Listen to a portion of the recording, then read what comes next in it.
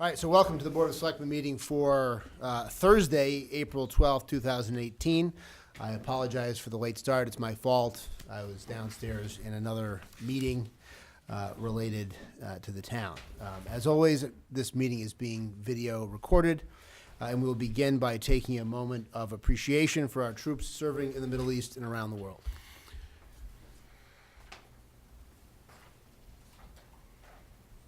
Thank you. So our first appointment is an interview with a candidate for Medfield's fire chief that has been recommended to us by the fire chief search committee. I'll note this is a public meeting. It's not a public hearing, so there will not be questions from the audience directed to the candidate.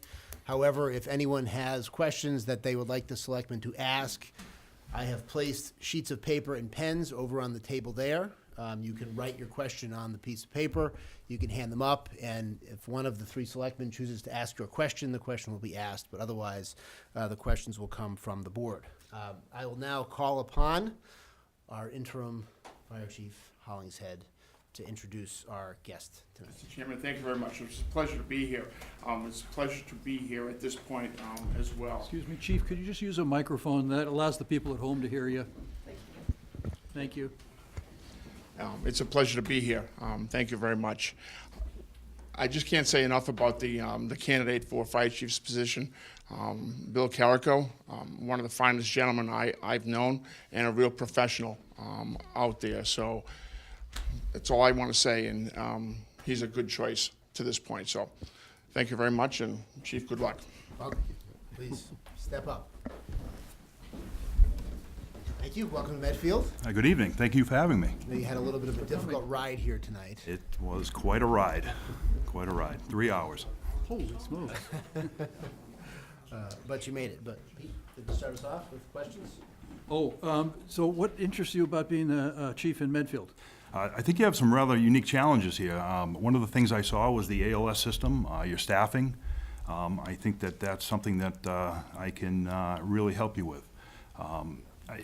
I really, every fire department that I've been involved in has been an ALS system, and I was rather shocked when I heard that Medfield did not have an ALS system.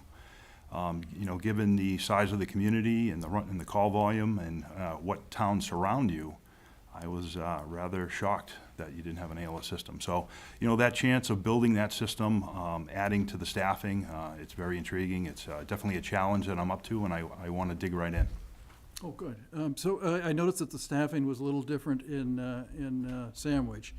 It looked like there were more full-time firefighters there than we currently have, we can run an ambulance service on 8 paramedics eventually, I guess. But you obviously have a different formula down in Sandwich at the moment. Well, the Cape is rather unique, and when I was the chief of Halifax Fire, it's the exact same model that you have here in Medfield right now. We had 2 full-time employees on shift. One was a medic, one was an EMT. I had some shifts that were medics. When I left Halifax Fire, every full-time employee was a paramedic. Halifax was rather unique because there was a lot of turnover. Within, I say, a 10 or 20-year period, there was 60 people that went through the organization. Halifax was never a final destination, unfortunately. And when I started in Sandwich, the minimum shift was a 6-man shift. Right now, I have it as a 10-man shift, a full shift of 11, and we operate 3 people on the ambulance down on the Cape. That's the Cape model. So it's 48 full-time employees. So there are 11 full-time people on 11 full-time people shift. on 4 shifts, correct. But when I started, we had 8 on a shift. When everybody showed up, but with all the time off and everything, we usually ran at 6 people. And we had some rather unique challenges down there where people weren't coming back. It was a pretty cancerous atmosphere. And now I was at the point, I've built the 3rd station. I built the staffing to where it needs to be. And some things happened in my personal life, and the Medfield opportunity came up, and I'm extremely happy to be given this opportunity. Oh, good. So what, in terms of the staffing, is that the sort of staffing that you'd be looking to have in the Medfield Fire Department eventually then, or? Well, I think Can you just maybe explain why 11 is a good number down there? 11 was a good number for Sandwich, because in the Sandwich scenario, we were running 4,000 calls, and we would have up to 35 calls a day during the summer months. So there was definitely a demand there, and you had 100,000 transients coming through the town of Sandwich on Route 6. So the call volume was rather unique. The call volume that you have here in Medfield is very similar to what I had in Halifax. And I was begging the town of Halifax to add that third person because it was desperately needed. And the scenario that I had there is that people didn't want to come back on recall, and I went on a lot of medical calls by myself. I had mutual aid companies coming in. It was me and the mutual aid company. We were losing revenue. And I tried a couple of different things to try to fix it, and ultimately, I think I did some smart hiring. I was able to convince the town to hire some very talented people, and like I said, when I left, every full-time employee, including myself, were paramedics. I think that the model that we have here in town, I think you definitely need to add a third person to every shift. Definitely should be a paramedic. But there's some ideas that I have, and I've kind of been watching from afar, I guess, on how this is all developing, and I'm very intrigued that the ALS system is a possibility of happening. Can you explain why we should have a third person per shift and how they'd be employed then? Well, number one, it's safety, and you can have the three people respond. You can have one person in a chase car or in an engine, and have a medic and an EMT in the ambulance, and they can go and do the transport. And then through the ALS system, if you need a second paramedic, you could tone out for it, or say if that other medic is on the truck, say if you happen to be staffed with 2 and 1 EMT,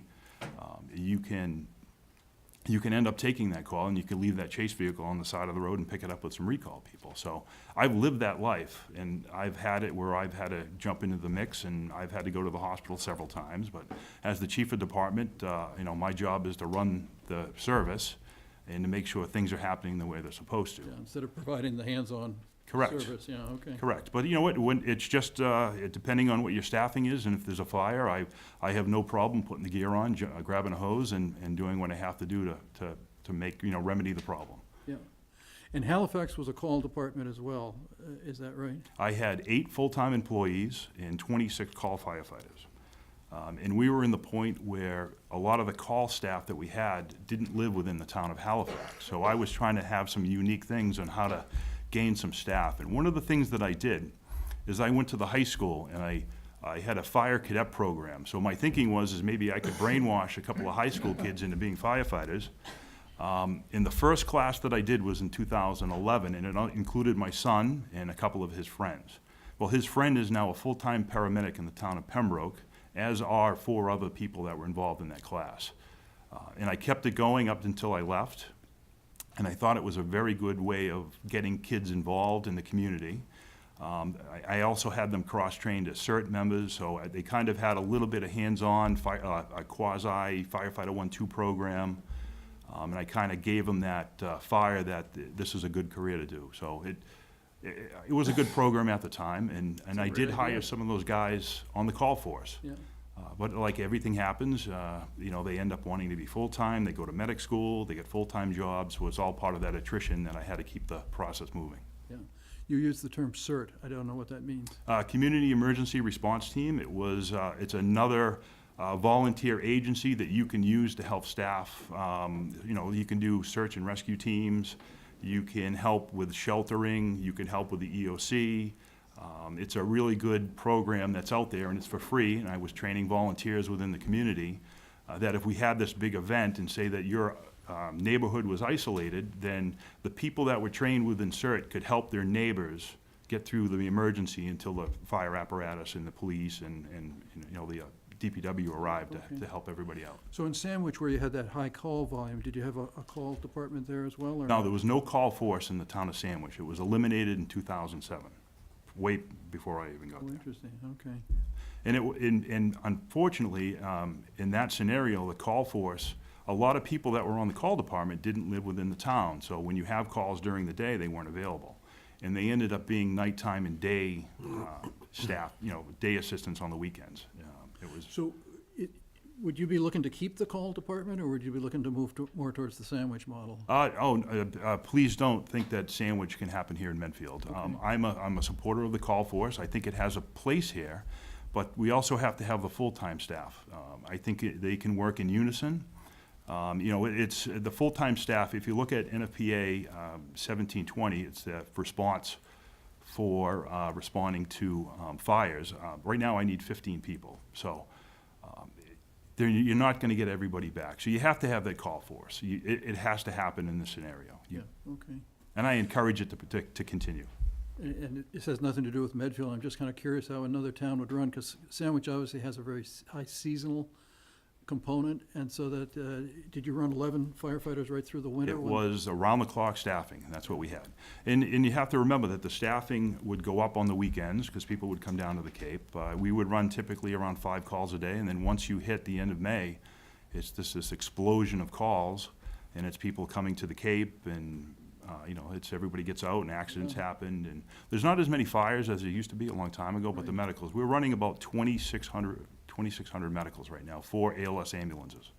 They always say that firefighting's a crisis calm occupation, but that's a huge crisis calm seasonally. If I could predict emergency calls, I would be a millionaire, because I'd be selling my goods. But it's one of those things, you'll have the perfectly calm day, and there's the sun shining, and you're going crazy, and then you have this horrible, terrible weather, and you're sitting waiting for something to happen. So there's no rhyme or reason how calls come in. It's just the thing is, we need to be there. One of the questions I had for you, what is the board's level of expectation for response? I know where I live right now, it's 8 minutes 90% of the time. Is that something that you guys have even thought about? So I've thought about that only tangentially, because Bill Kingsbury mentioned it a couple times when we were trying to figure out where to put the new public safety building.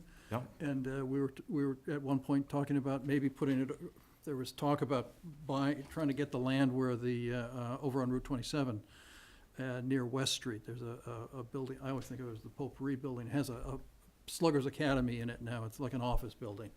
And Bill Kingsbury then started quoting response times from there that were like a minute or something different than where the fire department is now. And I remember scratching my head and thinking, well, gee, does a minute really make that much difference? And I understand that fires can take off really fast, and that it can make a difference in terms of a fire response and getting it under control. But yeah, I guess in my mind, I remember thinking that was, because I think he was thinking of a 7-minute response time was what he was looking for. Yeah, 7 minutes, 90% of the time is a great target to have. I want to say in national standards of 4 to 6 minutes, but it also depends on what your population is, your station density to the population. So the Halifax model it's exactly like the Medfield model. It's a centralized station in the middle of town, and you can pretty much reach any outlying location within that 7 to 8 minutes. So. Yeah, I don't know if you can reach the southern part of the town in 7 or 8 minutes, but maybe. And a lot of people in this room that could tell you that, I bet. In a vehicle that's not restricted to the speed limit, I think I could get anywhere in town. Although on Causeway Street, I'm not sure how fast you can go there. But You'd be surprised. well, that's right, you live there. I live there. The people go pretty fast. I'll start by answering your question as well. I've had 2 occasions in my family, and I wasn't there for either one. It was my wife calling, so I was at work. And I think both of those occasions, the actual response was somewhere between 2 and 4 minutes. That's excellent. So that's never crossed my mind to be worried about that, because, and for what it's worth, the comments, 100% of the comments that I've heard from citizens about the emergency services here in town have all been complimentary. So I haven't given as much thought to it as you have, Pete, because that just never showed up on my radar screen based on general feedback and personal experience. So Excellent. That That's great to probably hear. means I've set the bar way higher than you ever realized. But that's how it's worked for us. I had a couple of questions, and let me keep on the on-call question. In trying to figure out how to lead a full-time staff and an on-call staff, and you've had to do it, are there any principles, rules of thumb, guidelines that you've kind of abided by that makes it, gives you the chance to treat both sides equally, build a sense of team across those? Yeah, when I went into the Halifax fire, there was definitely a big distinction. There was the full-time staff and there was the call force. And they didn't like each other, they didn't want to work together.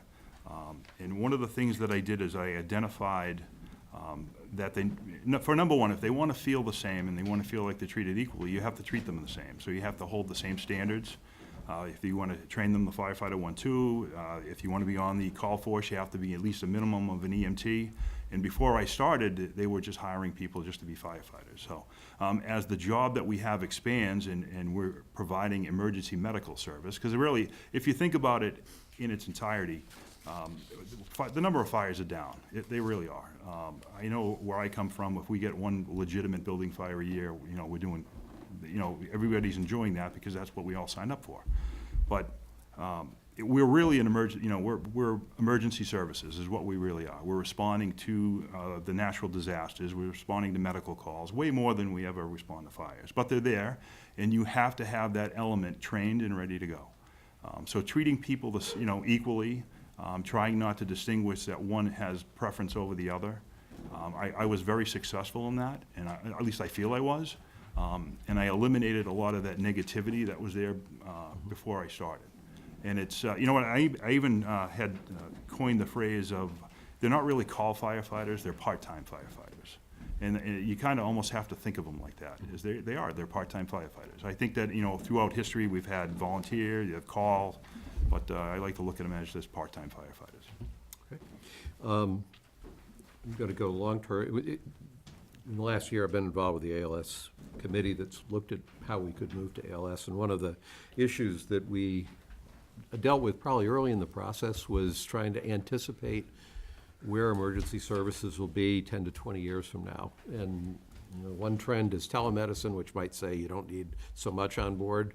Another is paramedicine that says maybe paramedics are going to be almost doctors and that you don't want to bring people to hospitals. Just curious, if, with the experience you've had, where you see this whole field going in the next 10 to 20 years? Community paramedicine is definitely that, it's that phrase that's out there, and Massachusetts is probably about 10 years behind the curve.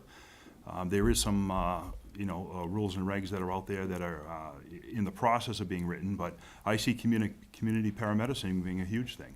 One of the things that you can look at once you develop an ALS service is you can develop inter-facility transports. So if you have citizens from Medfield that are at the hospital, and if we go and we transport somebody, we could bring them back, and then you charge for that service. So with some different ways that you can actually develop some revenue, in the same respect, it adds some, you could either hire some of the call force or the full-time staff to work that ambulance on overtime, or whatever the negotiated rate is, and you could develop some revenue for the town. So it's one of the things I look at real closely is the revenue, but and making sure that we're bringing in money and money is being collected. But community paramedicine right now is the hot button, and I think that as that develops, you will see that the iPads where you're holding the camera on the patient and you're talking to a doctor at the hospital. It's definitely going to happen. It might happen a little slower here in Massachusetts because that's just the way things happen, but it's going to be here eventually. Okay. I won't hold you to the answer to this question, but recognizing you're new to the town and you've gone through the interview process, with what you know right now, coming in as the fire chief, what would be your top 3 priorities or things you're going to pay the most attention to? It's I like to look at the efficiencies from within the department. I have a lot of questions that I want to dig into. I'm very concerned about the fire record system that we have. I've heard some stories from Chief Hollingshead that definitely needs some work on. I'm not sure of what you have for a patient care reporting system. And my whole thing is data collection and making sure that we are recording what we're doing properly and it's efficient. And as we develop these systems, we will definitely be some long-term savings, and I'll be able to produce some data for the board on what the fire department is doing. Apparatus-wise, I did take a look at your apparatus, and you have to look long-term with capital expenditures. Going to the ALS level, the auto pulse, cardiac monitors, all that stuff costs money. And the other thing that we have out there is IV pumps, and that's on the horizon, that's coming. We also have, we're going to be going to an OSHA state, I think in February of 19, I think is what I saw, if I remember the right date. So there's a lot of things that are on the horizon that we have to prepare for. One of the things that's coming into this department, I'm going to observe. I don't want to, if I see something that's a blatant safety issue, obviously I'm going to deal with it immediately, but I want to see, I don't want to lose the culture of Medfield. Obviously it's a distinct department, and I can't come up here and say, okay, we're going to operate like Sandwich, because it's just not going to work.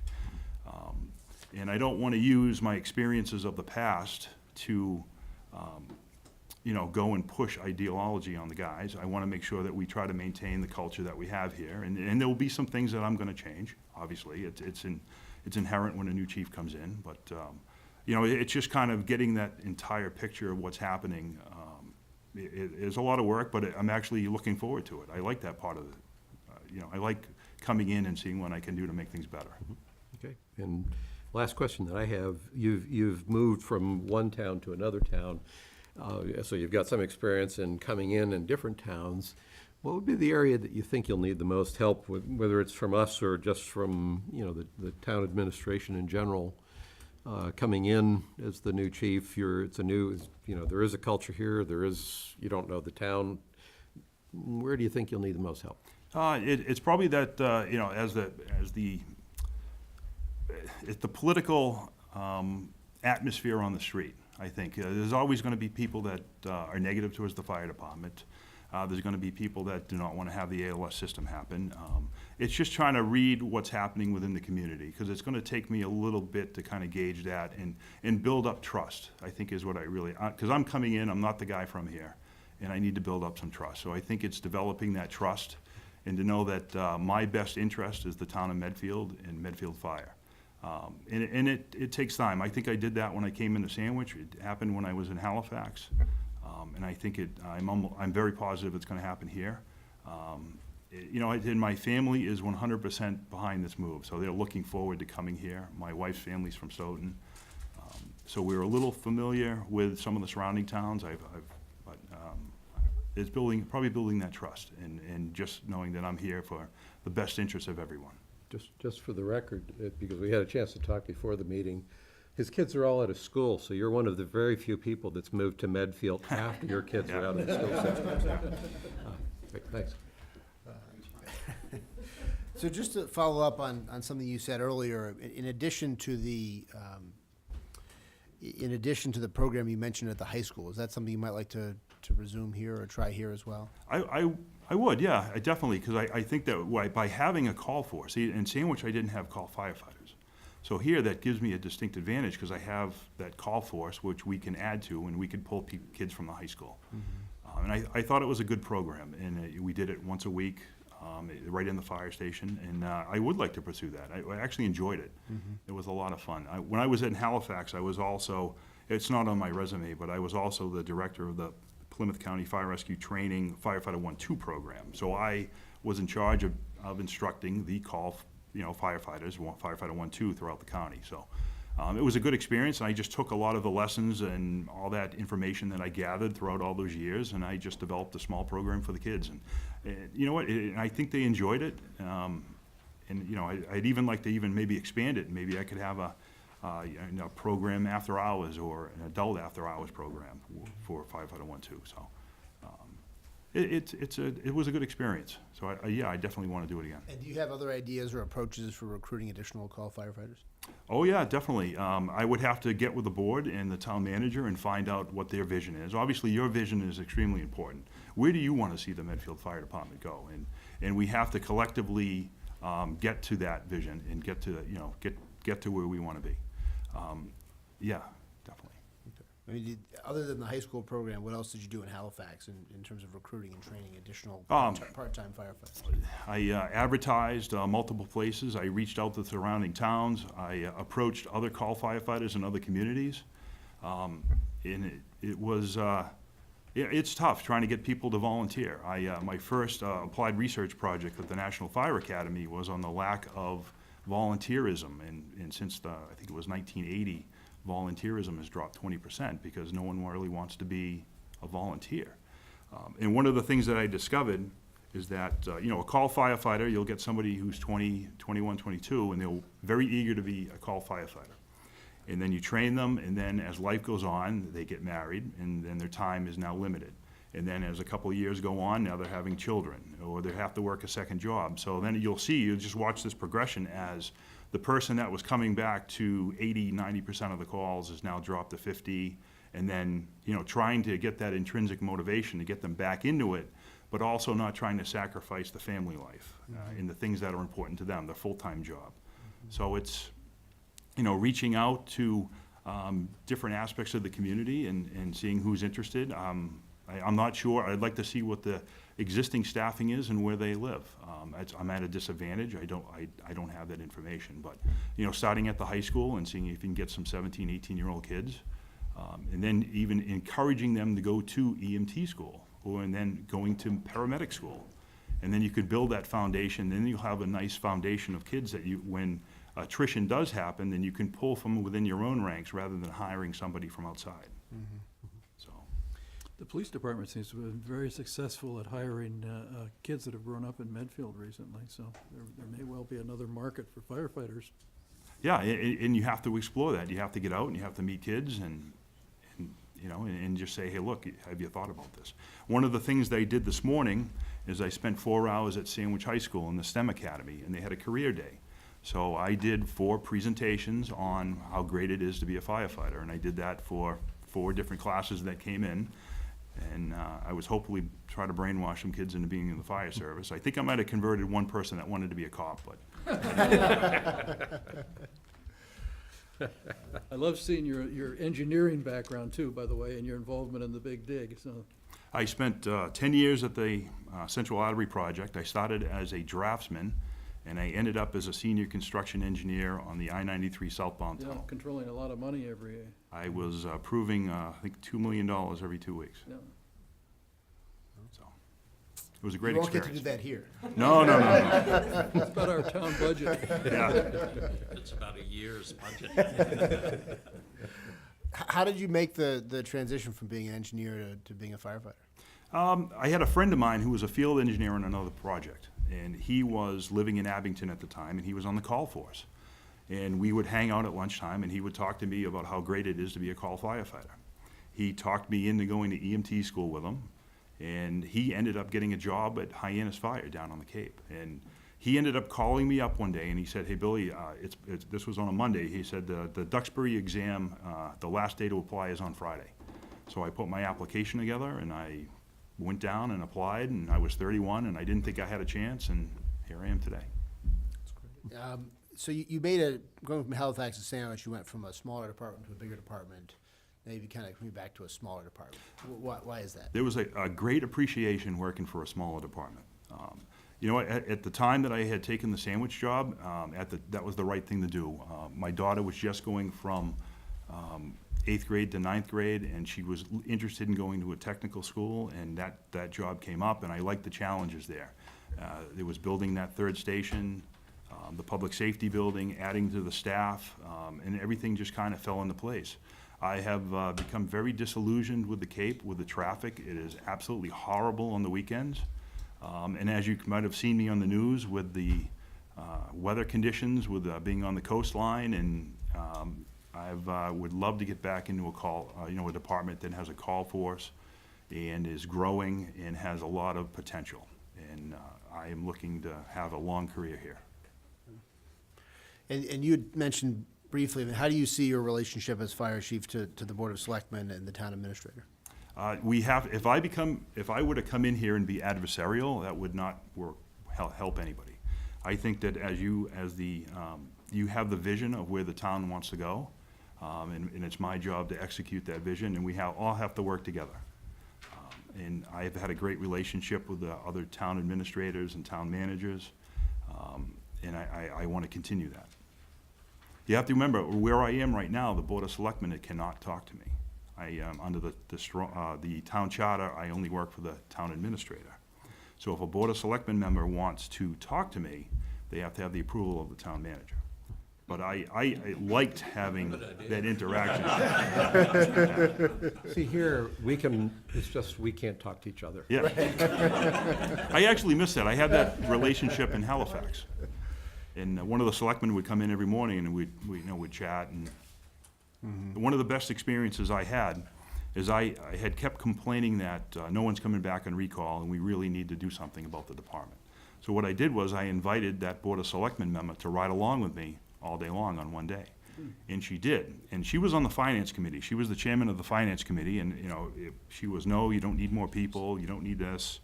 And by having that Board of Selectmen member ride with me, she said to me at the end of the day, when I was responding on medical calls by myself with her, in mutual aid companies.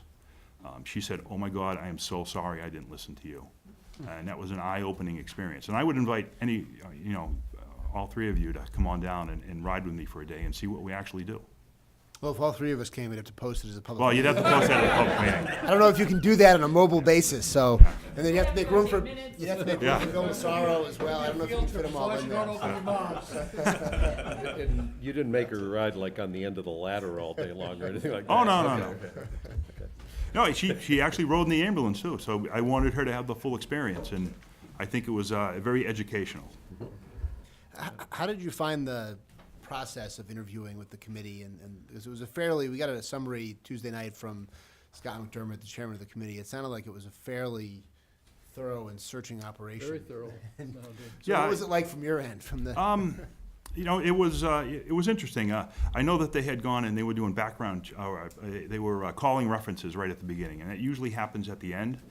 I just had to let Sandwich know, hey, look, I'm looking at this, and this is why, and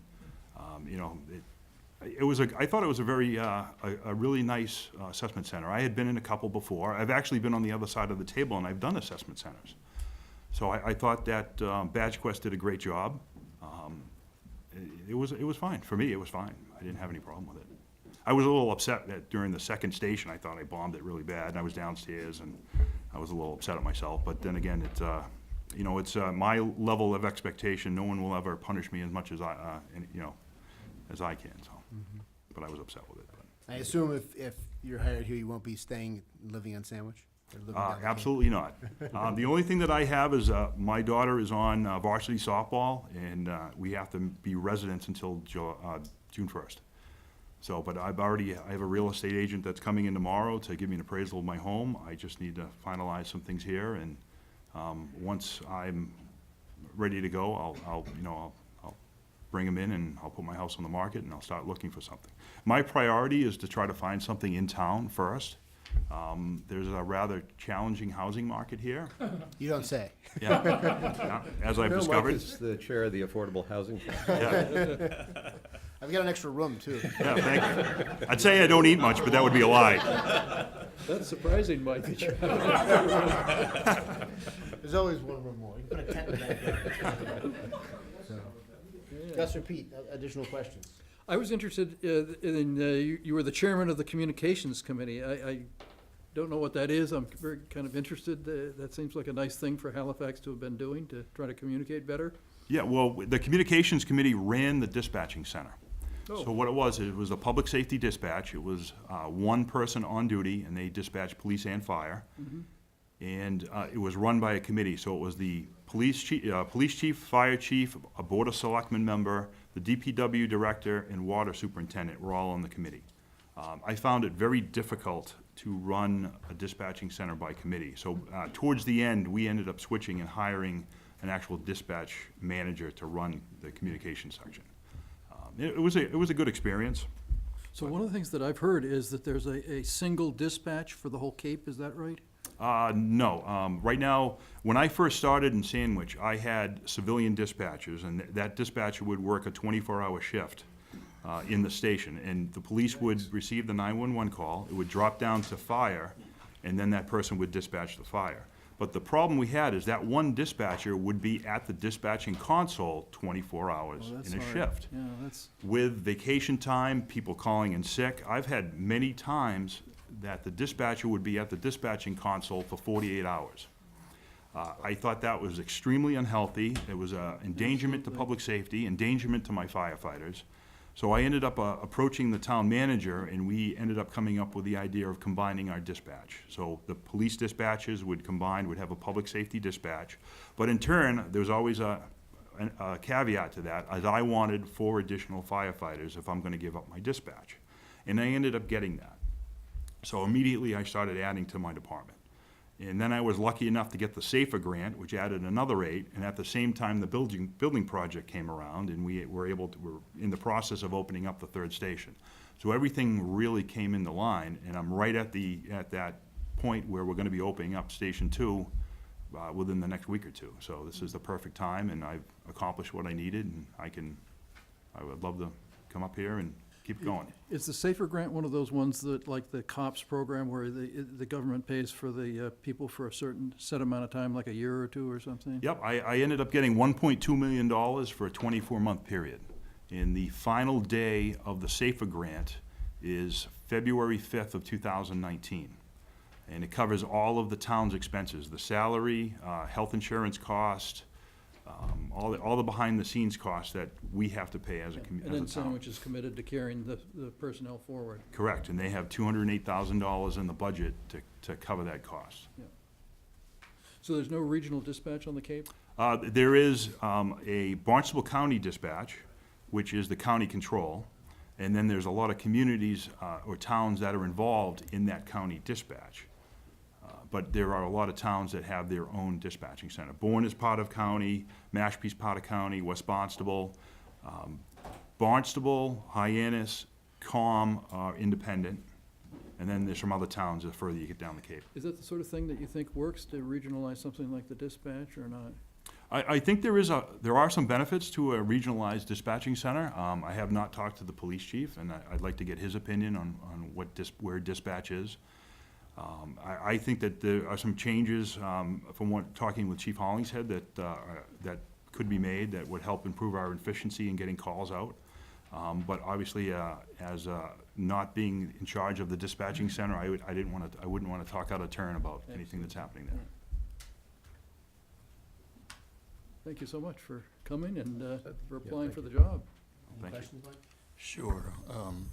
I won't ask you the most important question, is whether you intend to restore the farm's chicken barbecue, but All for it. that's a little premature. Nothing better than a little barbecue. It was a great event.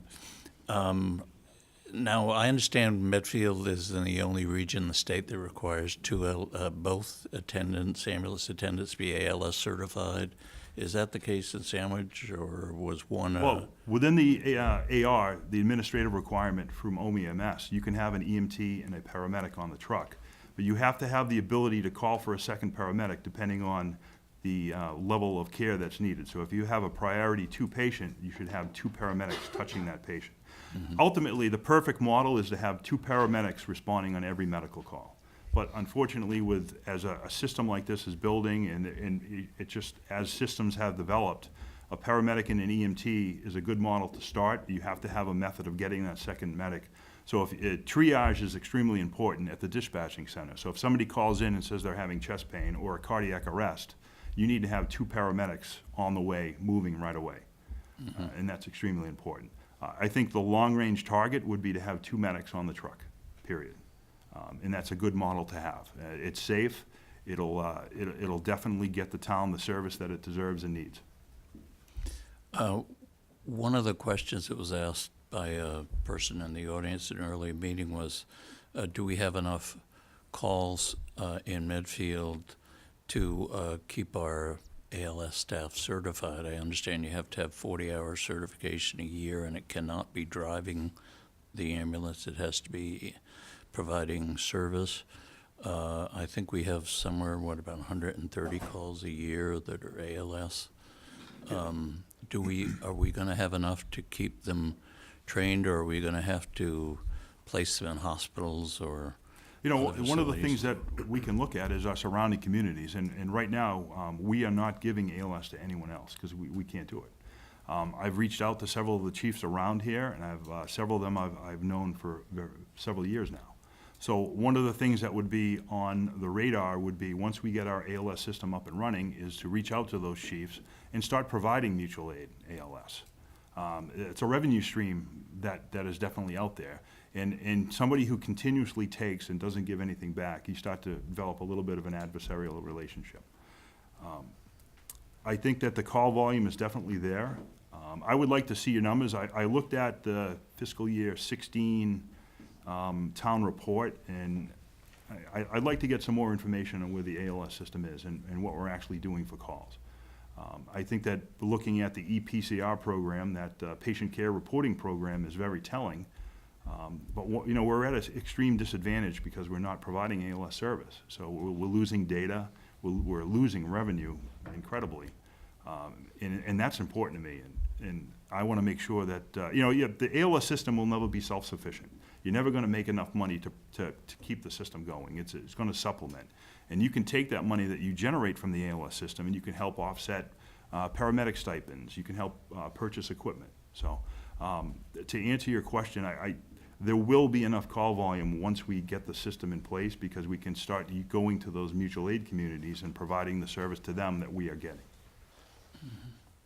How do you implement that ride back from the hospital that you were talking about? Is that just an issue of talking to the hospital administration and saying, we're ready and willing and eager to do this? You have to talk to medical control, and you have to tell them, hey, look, this is what I'm looking at doing in a facility transport program. I would have to talk to whoever's doing our ambulance billing. Where I am now, we have Comstar. Comstar is providing interfacility transports at the fire department level to 10 communities. I just did another applied research project at my final one on providing interfacility transports for the town of Sandwich. So it's something I've looked at, and you got to think that you have an ALS system. It's in place. You're providing ALS to the community. You have a second ambulance. A majority of the interfacility transports are BLS transports. Yeah.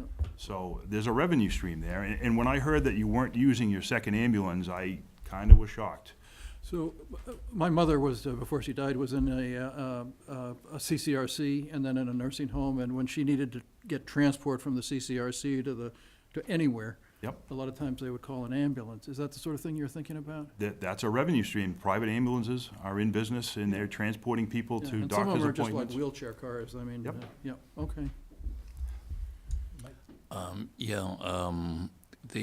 We did have an ALS system. One of the reasons Medfield doesn't have ALS is we were part of a regional system offered through the hospitals in Norwood and Needham and Framingham. And when the larger towns decided to put the ALS within their fire departments, they took away about over half the business from the hospitals. So the smaller towns got left in the lurch and ended up without ALS service. Do you think a regional approach at some point makes more sense? And how do you feel about intercept service versus service within the fire department? I think fire-based ALS system is the way to go. When I was at Duxbury Fire, we were switching over to an ALS system. Out of the Jordan Hospital, we had Paramedic 9, which was a chase truck. The chase truck was unavailable 50% of the time because they were servicing other communities that didn't have ALS. I think that we would be making a bad move by trying to go down the chase truck route. I think that we have people that are here, they're trained, we have the equipment, we need to purchase a few more items, but we can get up and operational. I think that's the way to go, because you have the people that are here and trained and ready to go. And we have to add some staff, obviously. I understand that we're short a couple of medics, but you know, that's something that can be accomplished rather quickly. I don't think that the ALS trace truck is an option. I really do. I think it's destined to have some flaws, because that one time that you need it, that somebody's in cardiac arrest and they're not there. You mentioned third man per shift. With our 24-hour shift schedule, how many additional personnel would it require to put a third man per shift on? Well, if you have 4 shifts, what are you running 2 men right now? So you're gonna you hire 4 guys. Each one of them could be a paramedic. And then you'd have a medic and an EMT, and then through the recall procedure, you could call for extra people if you needed. I did that in Halifax. Because when I started, I had 5 paramedics and 3 EMTs. And then eventually, through some attrition, I ended up just making sure everybody who was hired was a medic. So for those of us that aren't firefighters, the recall procedure is that the mechanism to You pull tone back out- into the station? Tone out over the radio, you request a second paramedic Yeah, to the scene. okay, all right. And you can do that immediately through the triage at dispatch. So if they identify certain types of medical conditions, they can immediately start calling for it. Yeah, my only other question was recruitment, and I think you've answered that for call firefighters, and I think you've answered that. Recruitment? Besides the chicken barbecue. Yeah. Maybe we can get some extra guys with the chicken barbecue. Thank you. Gus, anything else? Nothing. Pete, anything else? No, So, thank you. ready to vote and make a decision on this? Yes. Okay. you ready? Yep, absolutely. So I think we need a motion, and then subject to a background check, contract, physical exam, and a contract.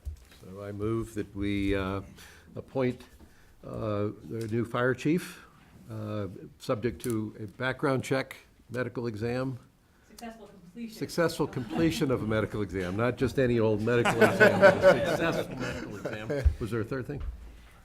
Contract negotiation. Contract. And, oh, contract, that would be important too, contract. And I gladly second that. All in favor? Aye. Yep. Aye. Thank you. Congratulations. Thank you very much. I Welcome really to town. appreciate this Welcome to opportunity.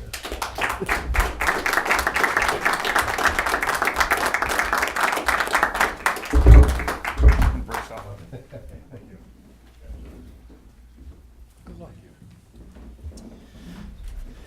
All right, I want to note that at some point tonight, we will go into executive session to discuss a collective bargaining issue. Depending on what time it happens, it might be during the meeting, and then we will resume after the executive session, or it will be at the end of the meeting, and we will not resume after the executive session, having covered both options there. We'll just let you know when that's going to happen, depending on what Christine and other people say as they return from other discussions that are occurring. So, let's see, it's a little bit before 8 o'clock, so we can't get to Doug Marshall until our official posted time. So why don't we move down to the Phillip Street Bridge replacement contract? Clear that up. Unfortunately, because you were put in at 8 o'clock, we can't actually take you until 8 o'clock. If you had just been on the list without a time attached, we could take you now. But a time was attached, and so unfortunately, we have to wait to 8. So I apologize for that. All right, Phillip Street Bridge contract, Mike. Sorry, which item? This is an action item, vote to sign the Phillip Street Bridge replacement contract in the amount of $99,990, which I thought we did already, but. Is Mo here? Yeah. Sale, just under 100,000. I think he was going to be here to ask you to execute the contract. Did you have it ready for him to? I thought it was just a matter of He was going to signing talk to it, you but- about signing the contract? I signed it earlier. You've signed it, so. So there's 3 signature lines for the selectmen on it. Do we not have to sign the contract? Yes, is that the contract there? So it would be to sign the contract. I believe you previously awarded the contract, Right, and I this don't know is if to I- execute I it. don't know if I This is the printed one it here out. with New England I Infrastructure? didn't print it out. Yes, Yeah. yes, yeah. But I think the signature line, It's to there's authorize 3. to sign the contract. You Right. already awarded it, so. Right. The award was subject to a contract, so now it's, And now we have a contract. right. Yes. So we do have a motion to, so I move that we sign the Phillip Street Bridge contract that we had previously authorized. Second? all in favor? Yep. Aye. Aye. All right. All right, we can get to the signing the warrant later. By my angle here, Doug, it looks like it's 8 o'clock from this seat, and so we will welcome Doug Marshall, member of the Board of New Life. You can stand right up there. This is just the interview seat. Got it. Great. Thank you. That way everyone can get a good look at you. So, Thanks. Appreciate it. So as Mike said, I'm Doug Marshall, so I'm co-founder and board member for New Life Furniture Bank of Massachusetts. New Life is a charity that collects gently used furniture and donates it to people in need. So we work with over 100 agencies around the state and provide at no cost furniture to these individuals. I'm here tonight because we're, as one of our fundraising activities, we're putting on a 5K trail race up at Hospital Hill. It's a race that registration opens at 7:30. Race starts at 9. First finishers will be through there within 20-25 minutes, and the walkers will be through there by 10 o'clock.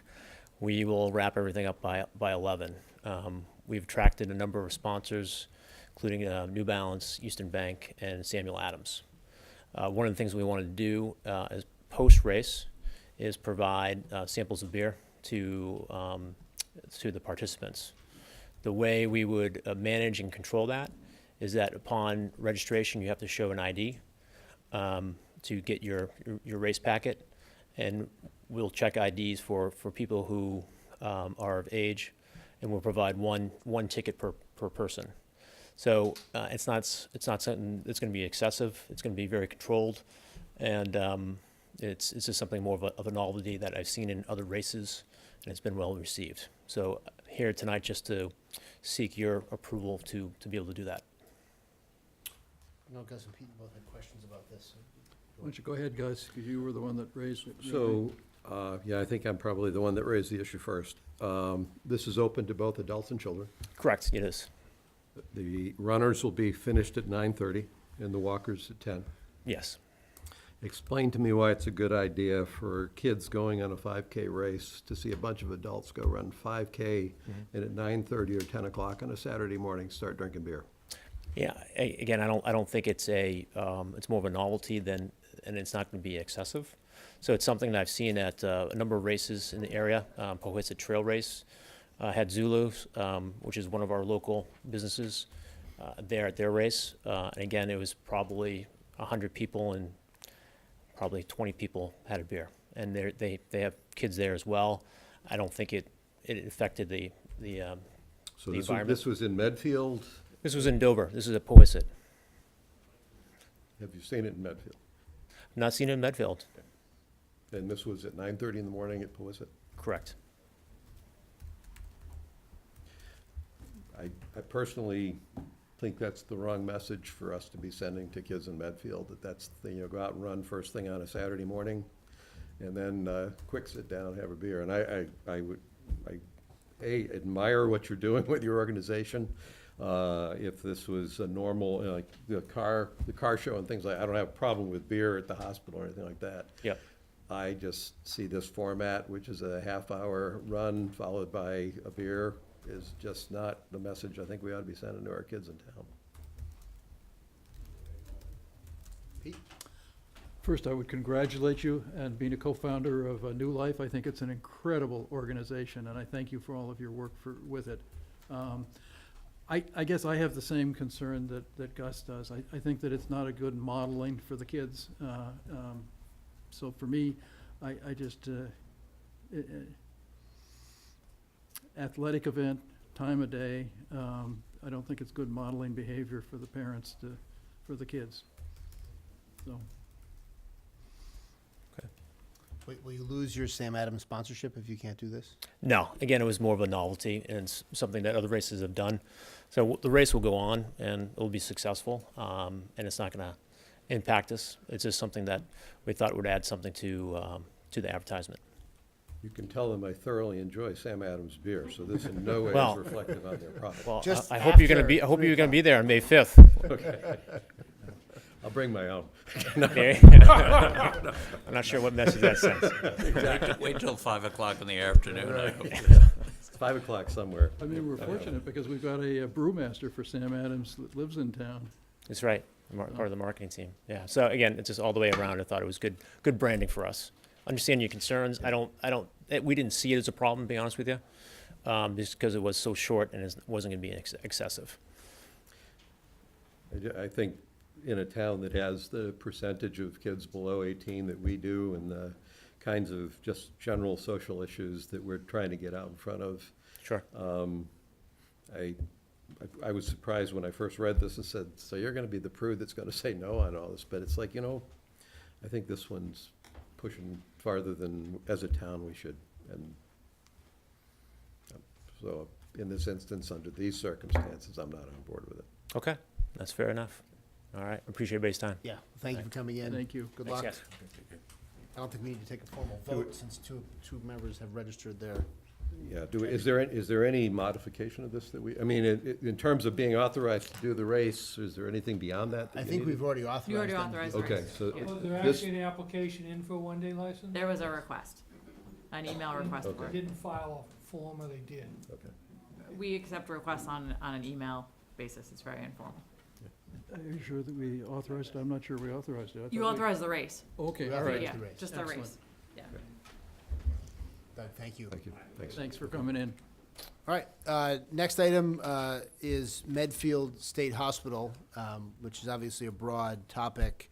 A couple of things specifically I wanted to discuss, and then we can get to whatever other items you guys want to talk about. I mean, first is, at their last meeting, the Master Planning Committee authorized McCabe to begin to draft a master plan in accordance with the preferred scenario as adopted by the MSH MPC, which, as I understand it, would have the effect of using up the rest of McCabe's contract. And so I thought before they did that, we should discuss whether they should do that, because I think we had anticipated the last time they were in that we would sort of have a check-in in March, which we didn't have. So in lieu of the check-in in March, we're going to talk about it now, because I think if we don't, the money will be gone. And secondly, I think we should talk a little bit about the funding article, whatever number the article is, for town meeting, and then obviously Jean wants to talk about her article as well. So, as those being the three main topics I have, just from an agenda standpoint, do either of you have specific topics to add to that? No, other than to note that probably one of the responsibilities this board will have is to figure out what the body is that will carry this forward in FY19. Okay, but we can add that as well. Yep. To the discussion. So, all right, so starting at number one with respect to the drafting of the master plan, Pete, thoughts? My inclination was just to let the master planning process run it out to a completion, so, but, you know, if you have a different thought, I'm willing to listen. Yes. I do have a different thought. I do too, but I'll let you start. Okay, okay. In my opinion, the master planning process has gone for at least 1.5 years longer than it should have. And that's not a reflection on the effort being put in by the Master Planning Committee, but it is a comment on the overall challenge we have of having bought this piece of property with an intent to do something with it, and so far we don't have that clear plan.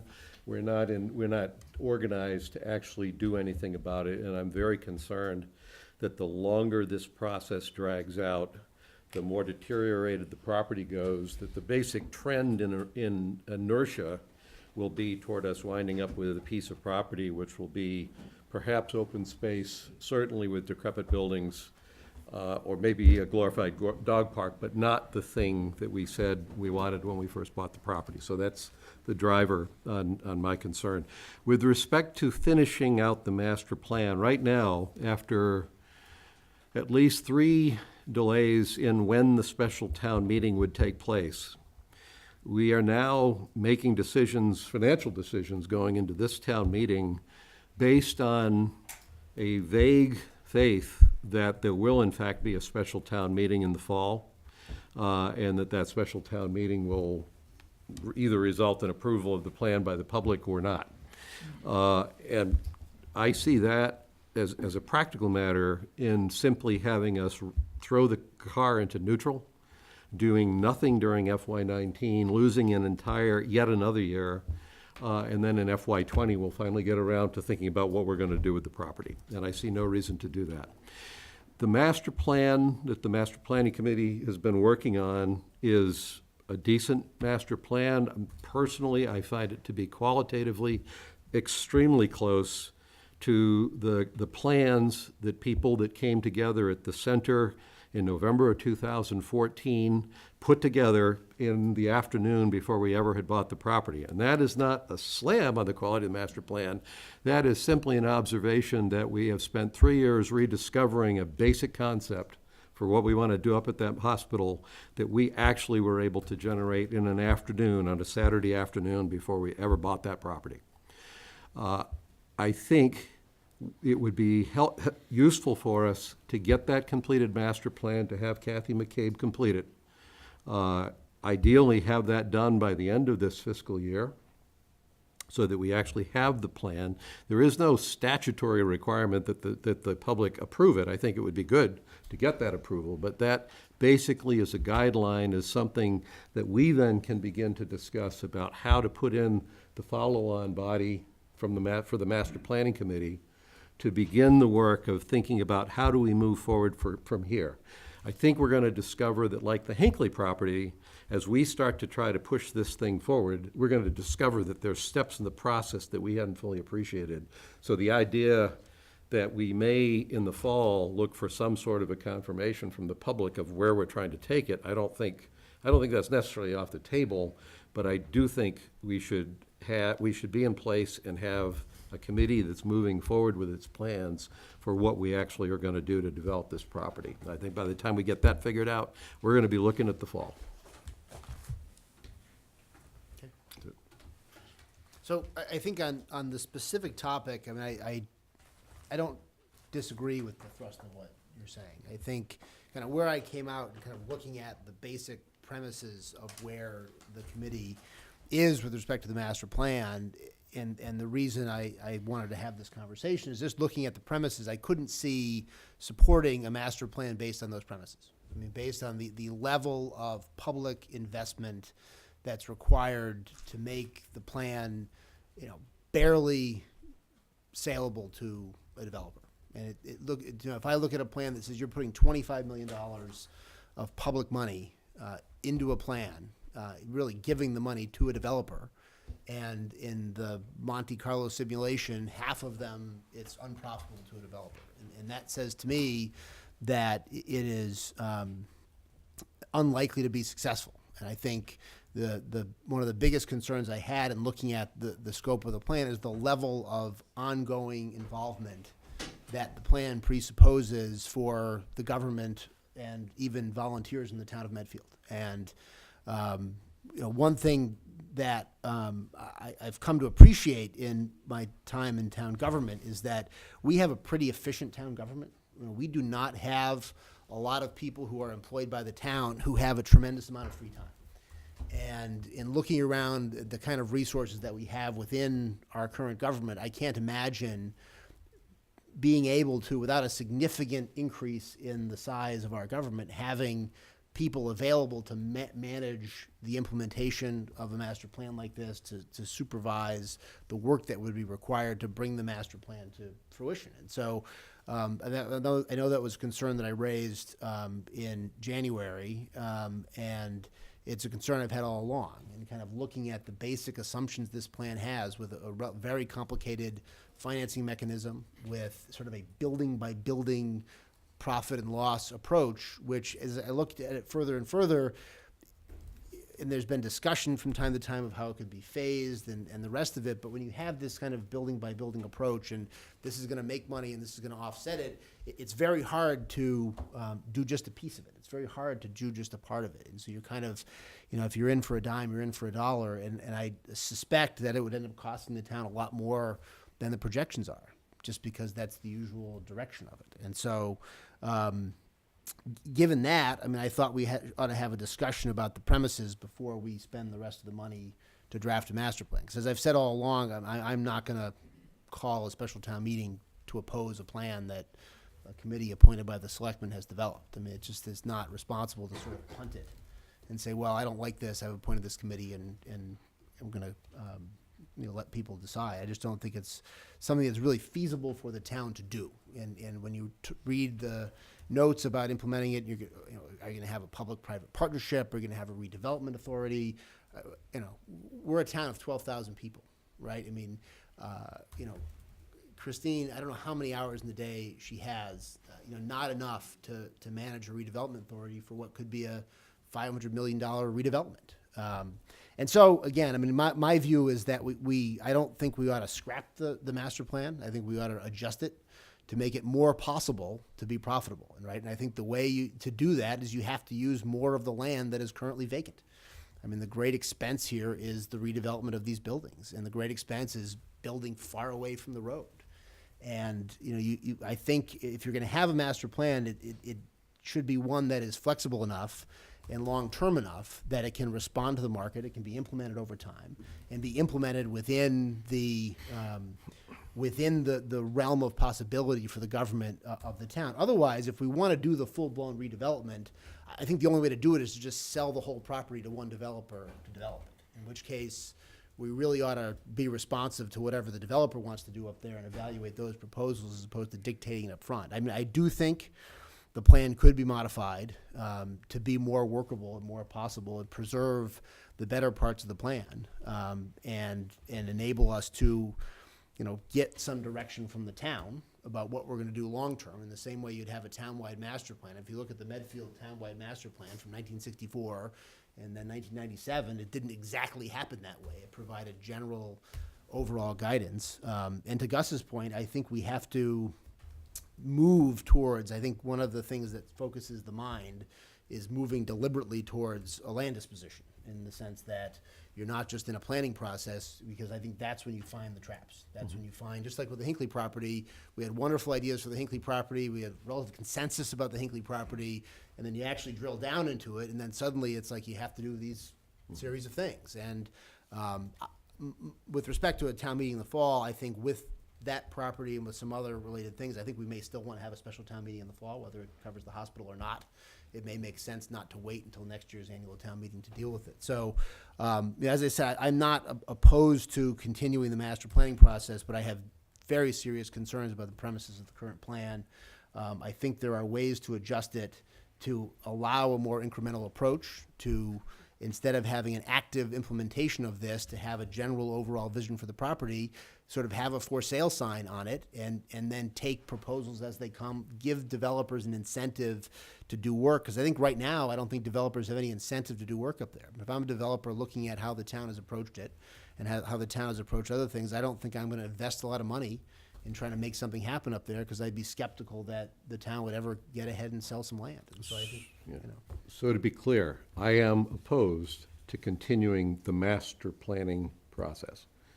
I want to get on with the master development process of figuring out how to get this on track to move forward. That's at least my position on that. So Gus, does that mean that you don't want to complete what the master planning process is? No, it means I would like to see the master plan, and Teresa is here, I think, to speak some for the, okay, so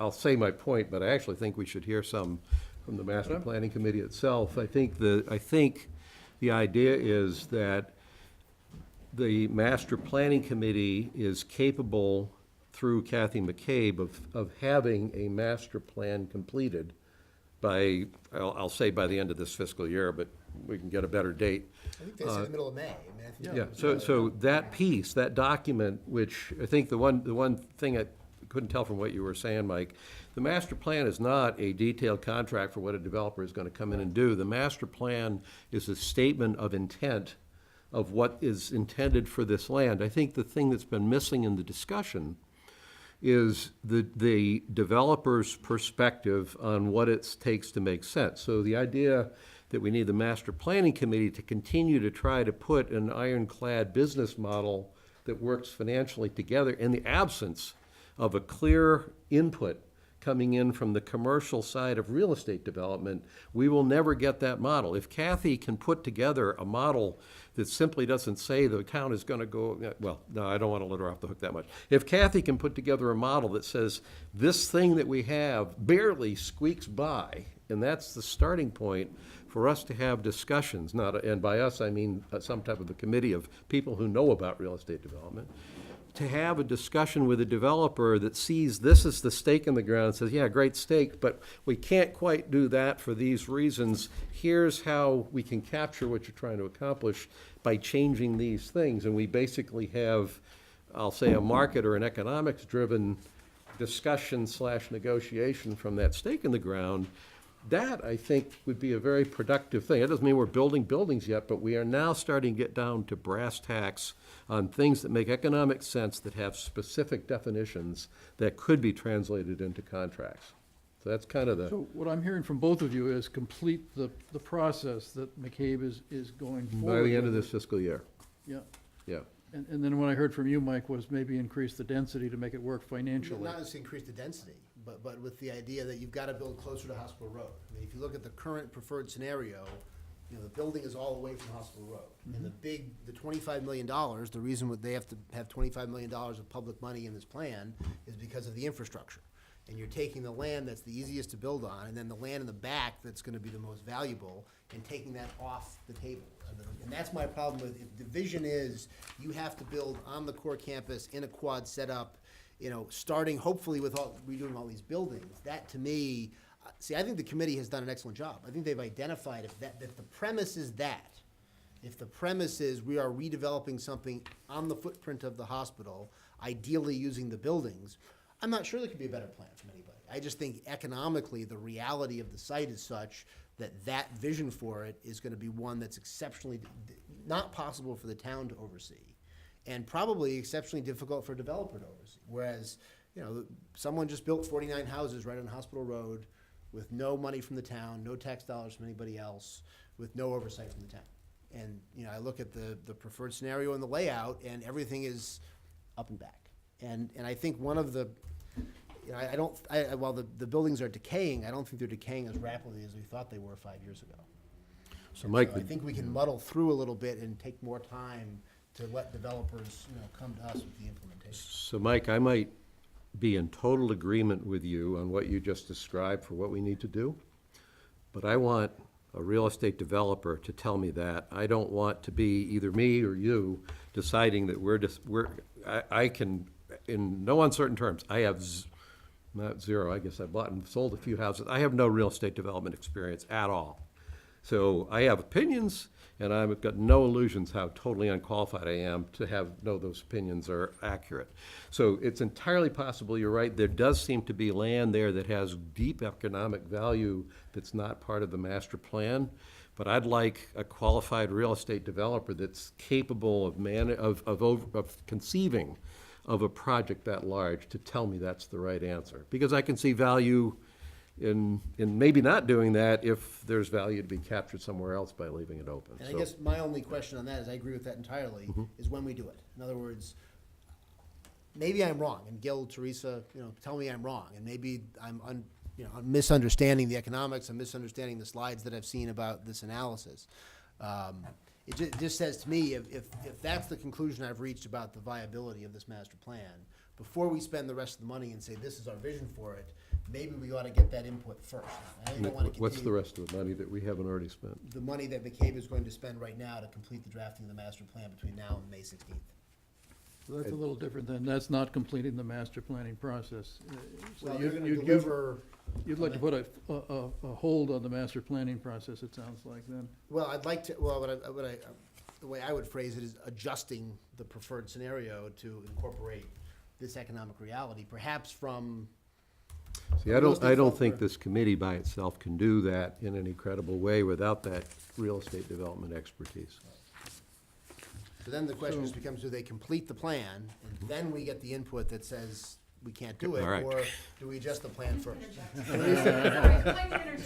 You need a microphone. Hi, Teresa. Is it on?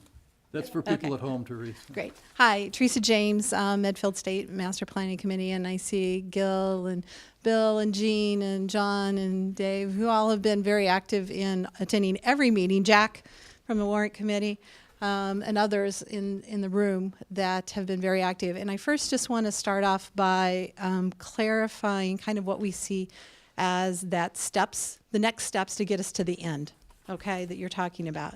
At our last committee meeting, we instructed Kathy McCabe from the final decisions of our recommendations regarding what we would recommend for the property. And so they're drafting the master plan, which is a vision, but along with this master plan comes a zoning recommendation. And that's a key component that I don't hear you mentioning that comes with this master plan, because to your point, to do anything to it, Gus, we have to change the zoning. And that's what a special town meeting will vote on, is a zoning that enables this design to occur. Okay, that zoning cannot necessarily specify exact number of units. We can help encourage types of uses through the zoning, right? But then all of that still has to go out through an open bid, open public process to get to where that is. So what's happening right now is they're working on that, which also will incorporate a zoning recommendation as well as design guidelines in this master plan product. We should have that from them the 1st of May. At that point, we also want to have a joint meeting, Board of Selectmen, Warrant Committee, Master Planning Committee, to talk about in May implementation strategies. Okay, how do you then take that to make a plan the reality, whether that be some phasing, the single master developer, and so forth. We will have recommendations, obviously, to change. I'm sure there will be some adjustments before we get then to the final master plan, which will be the second meeting in May. And then the goal is we will come back before the Board of Selectmen mid-June to deliver the product, at which, you're right, we will be done with our initiative, and we will have then made that recommendation back to the Board of Selectmen. Teresa, can I ask one question on what you just said? The only reason I didn't say zoning is I didn't want to overtax what we were expecting by the end of the fiscal year, so that's why I left it out. When you say zoning recommendations, that's a description of what the zoning should be as opposed to the detailed development of the zoning changes that are going to go before the public at some point in time? Or is it everything? No, it's a recommendation of the zoning guidelines. Okay. Okay, now that still has other ramifications in the public process, Yep. because that still needs to go before other boards and things of that nature.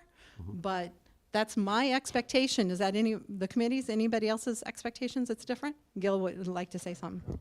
Yeah. Gil Rogers, I'm on the Master Planning Committee. I think where we are is that we have a clearer vision of what the whole property could look like. So, and I would say since our 2014 meeting, I agree with you that I don't think it's changed a great deal. I mean, I think it's become sharper, and we've gone, I think, to extraordinary means to get inputs and confirmation from the public.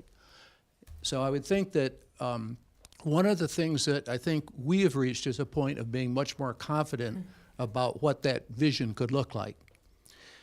Now, I would agree with Mike that I've always thought that the thing to do is, once you've painted that picture of what it would look like, is then to take a piece of it that makes the most sense to do and I call it in the first phase, but initially, that makes the most sense because it meets a strong set of goals that we've learned from this process. Housing goals, downsizing goals, affordable housing, keeping the character of the property, keeping the open space view of it, keeping the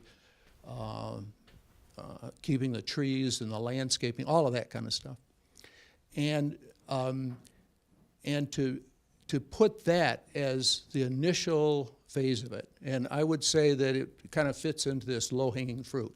It's the thing that you would do most logically. Now, we've often thought that what that is, and I agree with you, Mike, is what that is basically the front part of the campus. And by the front part, what I mean is what we call the Great Lawn, that area that we have, I think, pretty good, strong consensus that people want to keep it as a Great Lawn. And it's the southeast quadrant, what we call the southeast quadrant, which is up against Hospital Road. So in the plan, we have a specific set of types of houses, number of houses, an idea of what the landscaping, what the road system might be. Also, it helps because from an infrastructure point of view, which is one of the big driving forces of the costs, it minimizes that because a lot of the utilities, the water, the sewer, gas lines are all close by, are all close by to that. And I think that what can happen is that and I think that the property next door, what apparently is a good response to that in terms of what I've heard at least about the marketing of it, I think that that could be a first step anchor. And at least the cash flow studies that I did in 2014 show that that can be a viable part of the property. The other thing that I think is very important is to do what we can to make the cultural center the iconic center for the property. And I think that's also something which we've gotten strong consensus from the community, and I think our committee feels very strongly about that. I think then that what we think about is these other parts of the buildings in the core quad, or the campus, the outlying buildings. I think that if those two things are done, the southeast quadrant, the Great Lawn, the iconic chapel, and maybe that part as a cultural center, I think what that does is it becomes the anchor for the rest of it. And I'm a big believer that once that's done, and successfully, which I think has a good probability of doing so, it makes the whole campus much more valuable. Also, it takes some of the uncertainty out of it from a developer's point of view.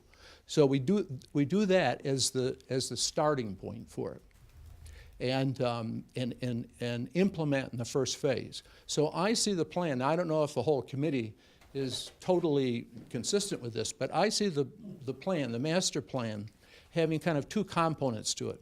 One is this vision, this picture that we have, based on all the stuff that we've learned and all the inputs we've learned. But it's one of the things that I've learned from studying these other hospitals is that what you want to do is keep flexibility in what you do. Because what you're going to learn as you go along is going to modify whatever your preconceptions are. So you want to keep optionality into it, or you want to keep flexibility into it. And then I see that one part of it is that, and the second part of it is to take what I think makes the most sense as getting the thing started, getting it kicked off, getting the input from the real marketplace as being the way that so that's the master plan. So it's not just, the master plan has this piece on it, which is a very tangible, implementable part of it. And I think that if we presented that to the town, you know, in a coherent way, that I think that would be very attractive to the town. So if I could respond to a couple of those points, and then I do want to talk about zoning, because I have given some thought to that as well. I think you can do some of it, you can't do all of it.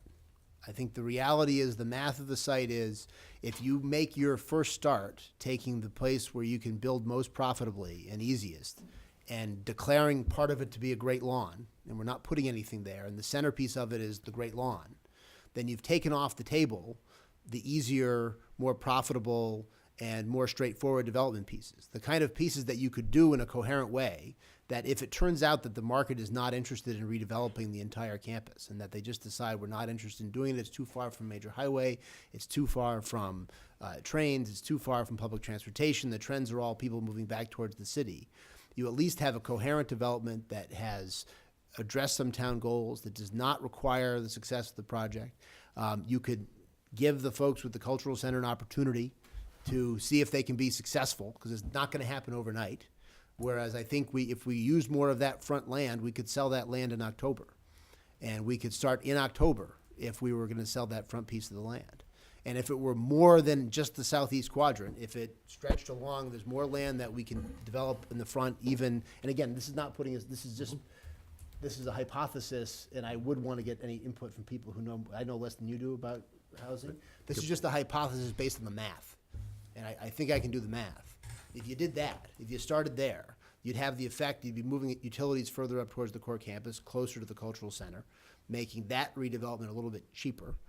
But if then there's a recession 3 years into this, we haven't spent more tax dollars on a redevelopment authority, we haven't spent more tax dollars on more personnel to oversee this process, we've had a successful development that achieves some town goals, and if it takes 30 years to do, we're not halfway through with a process where the developer of parcels B, C, and D suddenly goes out of business. And so from a zoning perspective, as I look at your master plan, I think you could probably get 95% of what you want, even in the master plan, if you zone the entire property as commercial, and then we're working on a senior housing overlay district for the Hinckley property that would allow adjustments to zoning for senior-related housing uses and impose that senior housing overlay on top of the hospital, and then the affordable component you do through comprehensive permits.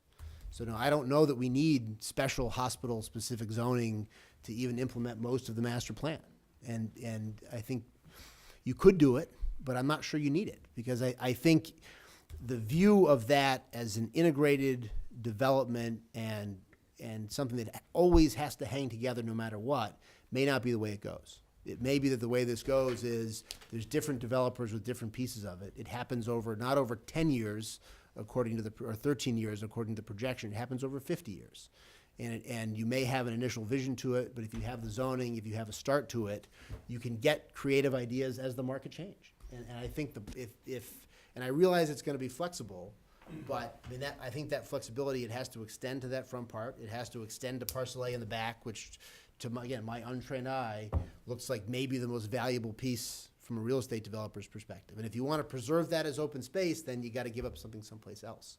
And it seems to me the plan is trying to be, as constituted, too much to too many people. And I don't think anybody in town has said in response to a survey, we support investing $25 million of tax dollars in order to have open space in this specific location on the core campus. I think we're agreeing. I'm not sure, but I think that what you're saying is pretty consistent with what I say. I think what you do is you take small steps. You take the small, obvious first step in it. And I think once that becomes successful, then what it does is it increases the value of the other parts of it, and it reduces some of the uncertainty about the other parts of it. So the only point that I'll make on this, I don't have a preconceived notion of whether what you're suggesting is the right thing to do or not. The only point I'll make is we need to have a competent professional real estate developer tell us that that's the way to do it.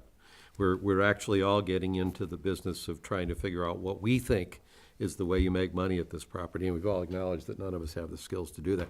I'm not saying that's not where we might wind up. I'm saying we need to hear the disciplined business voice of someone who's competent in real estate development tell us that that's the way to do it. The one thing that you have to keep in mind, okay, is that we're doing this because there's a set of goals for the community to do it, right? We've learned a lot about that, okay? And some of these are social goals, right? It's preserving open space. It's meeting the needs for affordable housing. Okay, so things that have a social objective to them. So what you're doing is you're not just looking at this as a real estate project. But you're not, to Mike's point, you're not basically saying the town doesn't care how much money they have to pour into it to achieve those social goals. This has to make economic sense, too. You have to do both. Right. Okay, so you can't just say, all right, call up a real estate person and say, how do you maximize it, right? That's not the right way to do it. Because we've I learned. didn't say that. Because we've learned a lot from the community, okay? And you're trying to, like you were talking before, you're trying to keep the character of the community, you're trying to address the needs of the community, right? And there's interest in cultural things and things like that. So you have to, in the way you think about it, you have to incorporate those. And maybe we should let John talk, but Yeah, my let's- question really is, how have you incorporated the perspective of a professional real estate developer into that consideration? Do you want to answer that, Teresa? And then I'll get to Mr. Harney, or no? Should we get to Mr. Harney first, and then you can respond to him? I was going to answer. Why don't you answer Gus's question? Sorry, John. Well, So regarding the developer perspective, in year one, we had a developer roundtable. you That- didn't bring a single developer in that would be capable of handling a $500 million real estate development project. No, there Yes, were developers yes, that were there yes, at there were. that point, Gus. Yeah. So yeah. I'll need to see, I'd like to see the Beacon names. to Companies was you see- there. see the- I've read it, and I'm saying you have not brought in the kind of developers that would be the master developer. You've brought in developers who are interested in developing some of the land. I'm talking about a developer who could look at that entire project and give you insight. We'll make sure that you see the entire list. Okay. So we did get that developer. I wanted to make sure that that the Board of Selectmen really understood we have gotten development input. We had a very active catalyst group for the first 2 years of the committee that actually then, to your point, talked to targeted uses.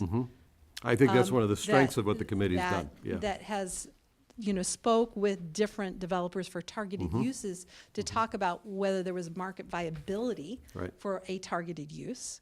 So we have, and to your point, yeah, there's been the public input, but there has also been a strong input, as well as our consultant, through her financial modeling, has done a lot of work with developers and provided that insight and years of experience to what it would take and how that would come through. When the financial model is done, it was looked through a couple of lenses, the developer viewpoint as well as the town viewpoint. So I want you guys to keep that in mind as more information. I know you've been at the meetings. I've been going for 2.5 years, and I have not know, seen. we all the have development, been, but okay. but I just want to make sure that we reiterate those points. So let me pass this on over to John.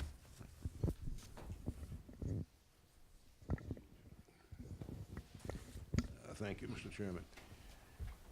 You know, I believe that we started off on a wrong trail after the town meeting that unanimously approved purchase of this land and saw value in the land and saw a way of getting away from the state's 440 units of housing up there. And somehow or other, the then Board of Selectmen seemed convinced that the town had voted to develop the property. We did no such thing. We voted to buy 130 valuable acres for $3.1 million. And a $15 million liability. I didn't interrupt you because I sit out here for one reason, all right? Sorry? And secondly, I never thought that it was good for the chair or for anyone to interrupt I apologize, someone Mr. Harney. speaking after having been given the I floor. apologize. You know, it's inevitable, despite the hard work of this committee and all, that this has to come to a town meeting. As Teresa said, it has to, you have to deal with the zoning, and that's a town meeting matter. And out of due respect for town meeting, I think you really owe it to the community to settle this question of, will the town approve this? This committee has labored hard, but it labored always under the threat of not getting a 2/3 vote at town meeting. That threat will stay until you get a town meeting called and have it well prepared beforehand. You know, I would love to see some debates on this, not just these attempts to persuade the public that the plan is a good one and we should go forward with it. But have it debated. What are the positives for the town? What are the negatives? What's in this for the town of Medfield? You know, obviously, no extreme position is going to maintain. At this point in the game, no one's going to say no housing up there. I think Mr. McCucci's suggestions, broadly taken, are the correct ones. Develop the upfront. But let's be certain that we understand just how valuable that property is for generations to come. We see that it can make money. We haven't even tried to make money up there, but money has flowed to that property. So, you know, we haven't contacted the state reps or the state senator in years at this point on the property. We haven't, I'm the only one who's ever talked to the congressman about it. Who did, you did? Who did? I did. Oh, Jean, good. You didn't tell me, Jeannie. But the two of us have talked to the congressman, maybe three. They're coming out of the woodwork. You want to post your address, John? Anyone who's talked to the congressman about the hospital can let you know. But it's imperative that the town be heard on this. And the town people, I think you know, in your quiet moments, that the town people do not want to see dense development up there. They do value that property for its openness, for what it says about community, for what it says about a small New England town. And it should be reclaimed. And it won't be any $5 million either to reclaim it. Those buildings can be taken down for what the state said they could be taken down for, $12 to $15 million. And paid over the bonding period, that would be, you'd have a wonderful property, probably unique in the Metro West here. So, you know, it's this idea of pushing development of taking this plan, which is really, just really a suggestion of one way it might go. When you get a new committee on this, I think we're all experienced enough to know that it's going to change significantly. And you get some developers coming in there. I mean, we've seen developers come in by the dozen, and they all have said one thing: density, somewhere between 600 and 700 units, okay? Just ask the town of Medfield if they want to see 600 or 700 units put up there. They don't. On the other hand, we do, I think, agree that there should be some housing up there. But that's it. All I'm really pleading for is clarify the situation for the town. Get a town meeting together after solid preparation. Take a vote. If it goes up, fine, develop it. If it goes down, let's get on with the modified work that needs to be done. Thank you for the time. Thank you, Mr. Harney. Pete? So I think that there have been some things that have been mentioned tonight that have not been mentioned to the public before. I don't think the 25 million has been explained to the public before. So I guess I would just back up and try to explain that the current proposal, as I understand it, is around 330 units, is it, Teresa, up there? 311 housing units, and then there's a lot of commercial development. I don't know the exact number, but it's a fair amount of commercial development for the, As well as open space. and a lot of open space. And the 25 million is the figure that is estimated to cost to bring the utilities and build the roads. There are no utilities there at this point. Everything was ripped out when the state left. And so that the 25 million is to put in the infrastructure to be able to do any building there. And the consultant for the committee has said that she doesn't think that the developers would put that in, and so that it makes sense for the town to put in the infrastructure. Because then the development could go forward, and then the town would recoup the 25 million through the increase in the property taxes that the development would throw off.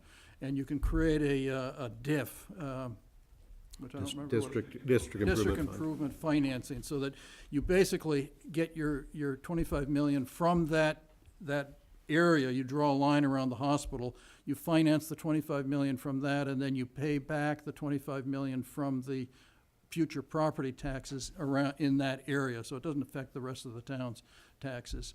So that's the 25 million. I agree, Mike, that I'm very concerned about the town's capacity, the town government's capacity to manage this. I think that the consultant has basically said that if the town doesn't have the capacity to, and that the town would have to hire a real estate development attorney and basically hire the skills that the town would need to make this process go forward. I don't think that we just lost our building commissioner, and even if we had him, I don't know that he could manage a project of this size on his own. I mean, I think Westwood hired more building inspectors when they did the Westwood Station project. So I think you have to staff up for it. In terms of the zoning, the one thing that the mass development person that came at the beginning of this process and talked to us about, who had worked on the Northampton State Hospital project, was that she said that the thing that she would recommend was that you have very flexible zoning so that you can respond to what the market brings to you. And I don't know exactly what the zoning plan here is, but it struck me that the way that they were doing it there, Mark, was to have an overlay district, and then they controlled what happened through some sort of permitting process or something. So those people had to come back to the town to get what they were going to do okayed by the town in some sort of very flexible manner. You have underlying as-of-right uses, and then a range of use or range of uses of types of projects that would be permissible by special permit. And then a lot of design standards, as you heard mentioned, that they're gonna say how things have to look, what footprints are gonna be built on, and it's, the plan, as I understand it, is basically to replicate the size and scale of the buildings that are currently there. Well, there are new buildings that are planned as well, but not to change the look of it that much. Now, the one concern that I get into when you start doing these phases, like at the front of the building, Mike, is that it concerns me, because I don't think the town has any ability to be the master developer of this site and to pick off pieces of it and develop them independently. So I get very concerned if I think the town is starting to get into a role as a master developer. And I get concerned about if we do the pieces at the front that are easier to do and are probably very valuable. It's all very valuable, but the ones on the front are easier to access with the infrastructure. I would be concerned, and I would want professional opinions about what that does to the value of the rest of it. And I'm not sure that we're going to get, or are we going to get full value for the stuff in the front if we haven't explained to the buyer of that parcel what we're doing with the rest of it? I mean, I think that uncertainty is really gonna depress what we get for the parcels that we do sell. So I would hope that we could sell the whole thing. That would be I would think that would be the thing that would work the best I know that Dave Jacobson went and talked to Ted Ty, and he said that we should just be looking for a master developer, get some RFIs out to see what master developers would recommend for the parcel. And I guess I have that same feeling of need that Gus is expressing at this point, Teresa, that I would like some sort of reassurance from people who are in commercial real estate that what we're getting ourselves into is in fact feasible, doable, makes sense economically. And I guess I think that people that do this all the time can probably have just very strong gut reactions that would be very valuable to us. And that's sort of, to me, is the Ted Ty route of doing an RFI and see what you get back. As to the cultural center, one of the things that has everybody's been talking about is doing the cultural center. The current plan is for that to be done with very little town money, so that it would be a town amenity if Gene and Jerry can pull it off and the other people that are working on it. But it is not something that the town is actively going to pour a lot of money into at this point. So those are my thoughts. Mr. Sweeney has been waiting patiently. I like to stand up because I like to be seen and heard. That's rarely a problem. This is something I would like to see the committee look into. And I kissed it off a long time ago because I was on the original committee. The 700 and, how many units was it, 740? 440, that's what it was, yeah. And I was really negative from word go.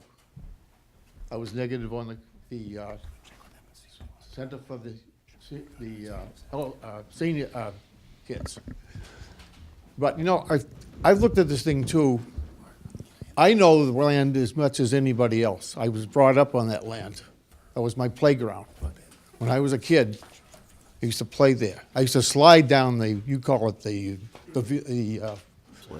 view there, the garden, but that was a sliding hill. We could go all the way to the farmhouse from there because there was no road. Hospital Road actually was down below. We called it the Farm Road. It wasn't Hospital Road. But now, where we're going here, what I'm looking at is a ridge. If you look at the property, okay, from Hospital Road, across the street where the state has that home for, there's a home there for people, right? That ridge runs right along there and keep on going. And as you get the end of that, there's a wooded lot. There's some big maples in there. And it drops off like this, okay? We keep on going. We're going to go all the way down to where the road comes up from the old farm or from the soccer fields, the second road. And used to be that drainage from the hospital would drain down there. There was a drainage ditch. And I told people didn't even know that here on the committee or the town. Nobody could remember that. I did. I told it up. But if they could take that and utilize that ridge, you could put condos on that. A very valuable piece of land. And you could do it like this. You could step them down. They'd have a beautiful view because you got the view from Hospital Road. Step it down, you're looking right out towards the meadow. Step it down, you're looking over the highway. So you could have 3 steps, 4 steps, whatever it is. Are you talking south of Hospital Road, Tom? What's that? South of Hospital Road or north? This would be west. It would be a southwest view. The So you- flooding hill you're talking about? Yeah, no, not this, no, you get that, you're retaining the open space, that's what I like about it. Because everybody thinks that's a useless piece of land. You have to clear cut it, and you have to take and rebuild the whole hill. I You just have don't to know probably- where you are. You might have to put a retaining wall there. Yeah. So, first thing I do, they talked about setting the buildings back, whatever they're gonna do, you did, okay? Make it more valuable. This would be more valuable than that, I think, because you're gonna take and it's gonna be closer and more units. So we need to pause, and I apologize for this. The Medfield Board of Selectmen needs to meet in executive session for the following purpose: to discuss strategy with respect to collective bargaining, and I declare that an open meeting may have a detrimental effect on the bargaining position of the public body. The open session will reconvene at the conclusion of the executive session. This is the first vote. So I move that the Medfield Board of Selectmen go into executive session for the following purposes: to discuss strategy with respect to collective bargaining, if an open meeting may have a detrimental effect on the bargaining position of the public body, and the chair so declares. As I have. That was I'll second all that. And that the open That session the, will. yeah, the open session will reconvene at the completion of the closed session. And I'll still second all that. Roll call. Selectman Peterson. Yes. Selectman Marcucci. Yes. And Selectman Murphy, aye. Hopefully this will be quick. So are we gonna go We're gonna somewhere else? leave, right after they Okay. everybody leave. Oh, you're faster. We're gonna leave, you guys can stay. We're good to go? All right, we're back in open session. I'm sorry it took longer than expected. They do have good news. You can look forward to the opening of Six Flags Medfield the summer of 2023 at Medfield State Hospital, so. Meeting adjourned. All right, we left off with Mr. Sweeney. Do we have additional comments? Or is Mr. Sweeney going to resume his comments? All right, I didn't wanna lose it. we're back to Mr. Sweeney. You know, I think, I don't know if people really understood what I was saying, but that ridge, take a look at it, and the reason I was talking to the gentleman down the end, in the ridge, there was a stone crusher. And the stone crusher crushed the stone used up on the roads. In those days, they were gravel. And gravel, you know, they didn't use gravel back then, prior to, you know, the old gravel roads. But they would take the rocks, and they would put them down the road, and then they would have a steamroller finish off the crack and compact the roads. And they were the best roads you ever saw because, you know, the only thing that drove up there were cars, a truck that brought food up from the farm to the kitchen, that type of thing. And everything was solid. But now, we go up there now and it's been patched over patch. That's where we get the holes in the road, and there are plenty are up there. They've done them over up there, I agree with that, I've seen it, but it's not gonna last. You get a commercial traffic up there, you have trucks, it's gonna, you know, here we come, and here comes the frost heaves, you're gonna get it.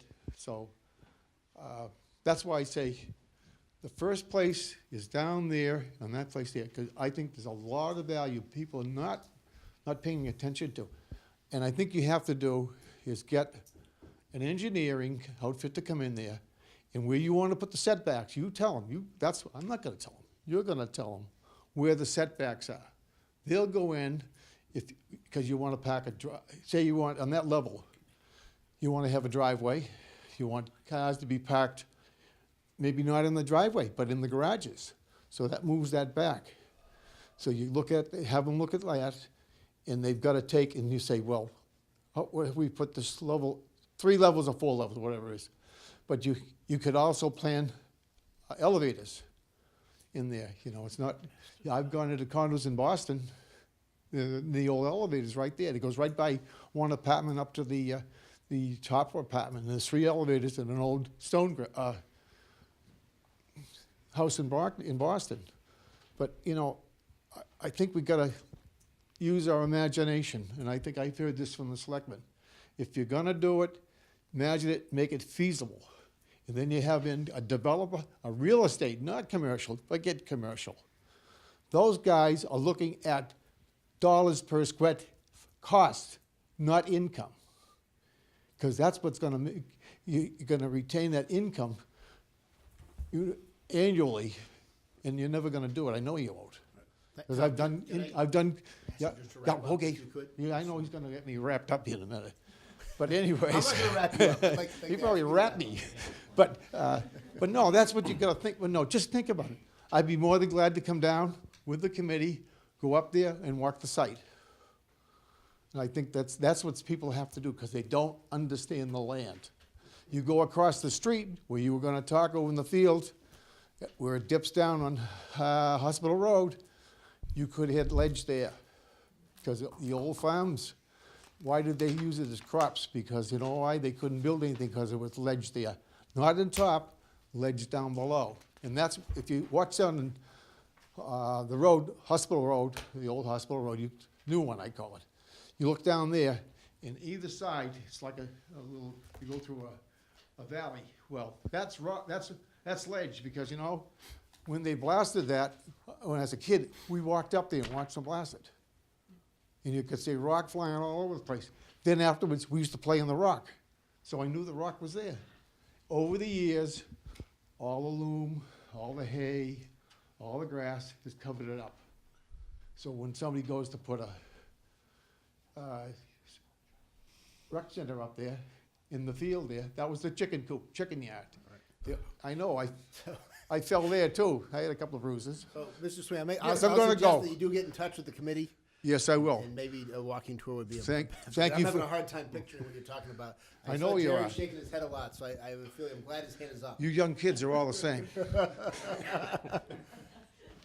Oh, yeah, because- I'd be happy to hear you. Jerry and then Teresa.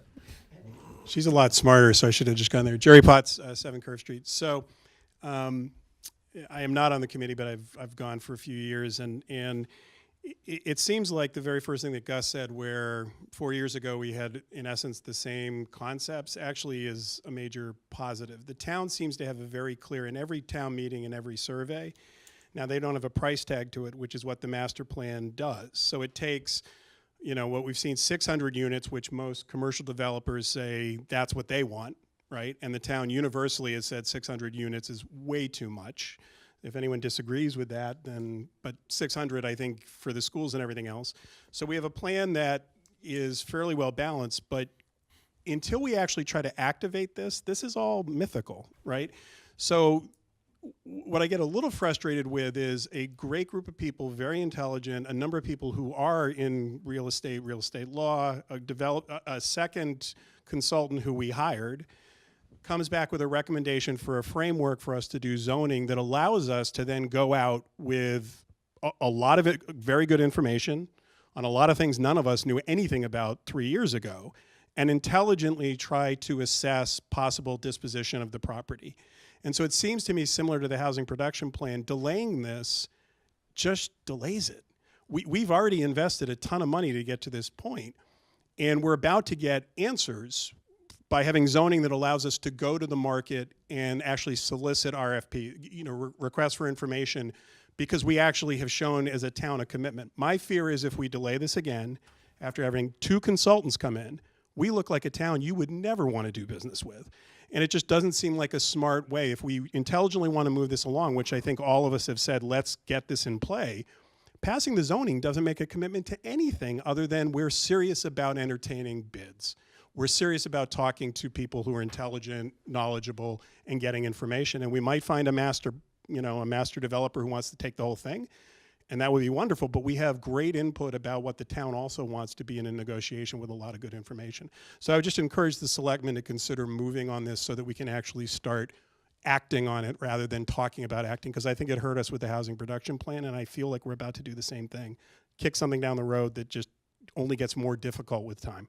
So, Jerry, I think that McCabe has actually suggested that there's going to be plenty of time before the special town meeting to do the sort of thing that Gus and I were talking about. but don't we need to have zoning, like, framework in place?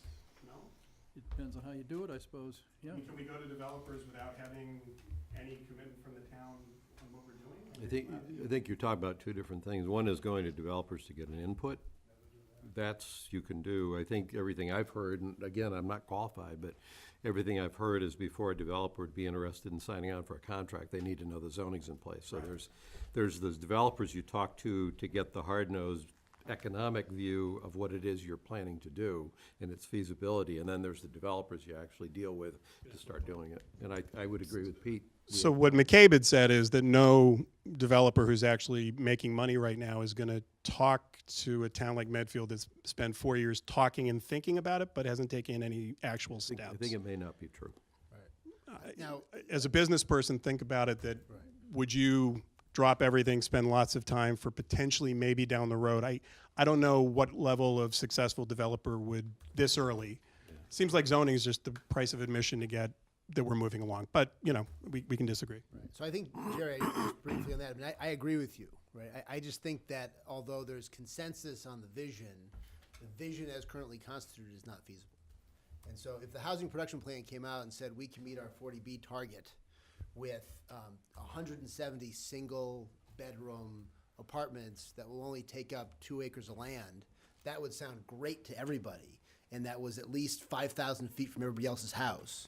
Like, that would sound great, right? If you told everybody in town we can reach our 10% number without having to build anything near anyone, right? We're gonna build all the housing in the middle of Noon Hill Reservation and no one has to worry about it, right? That would sound great.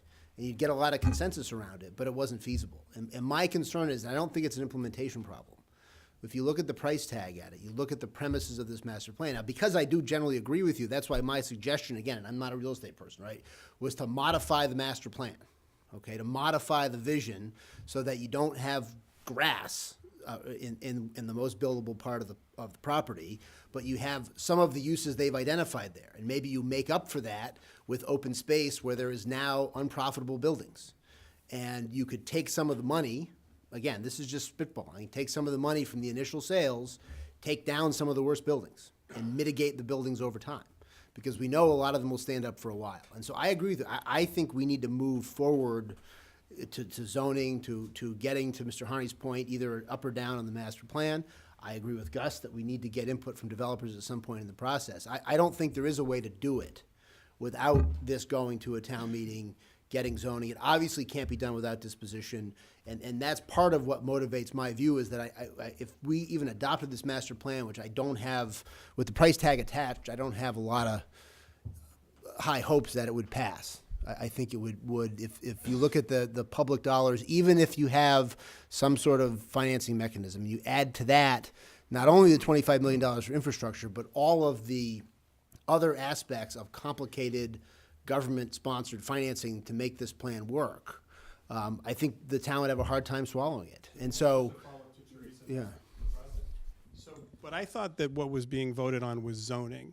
I didn't think the master plan was, in other words, if you pass zoning that allows you to go out and solicit, I mean, whatever we think the master plan is, it's what developers are willing to do, right? So the zoning only opens up the ability to entertain proposals. We could get a totally different proposal than anything we've even thought about. You know, there could be a university comes in, I want the whole thing, right? But until you actually start moving on this, it's all theoretical. So the master plan is well thought out with a lot of assumptions that all could be totally wrong because when you go to the market. So I guess I'm just trying to say, whether you vote on the master plan or not, the zoning that allows us to move ahead seems, I don't know why they would have to be necessarily connected. I think the thought at the time was not that there's a statutory requirement to get the master plan approved, but the idea was if you're going to go to the taxpayers and ask them to approve the zoning, you need to give them the rationale for why they want that zoning, and the master plan was the rationale that would explain why the zoning made sense. So it's getting the taxpayers to endorse the master plan by voting to accept it, and then confirm that endorsement by having these two things at the same meeting, confirm that endorsement by also having them approve the zoning changes at the same time. The whole idea was just throwing zoning changes at people and asking them to endorse it probably wouldn't work.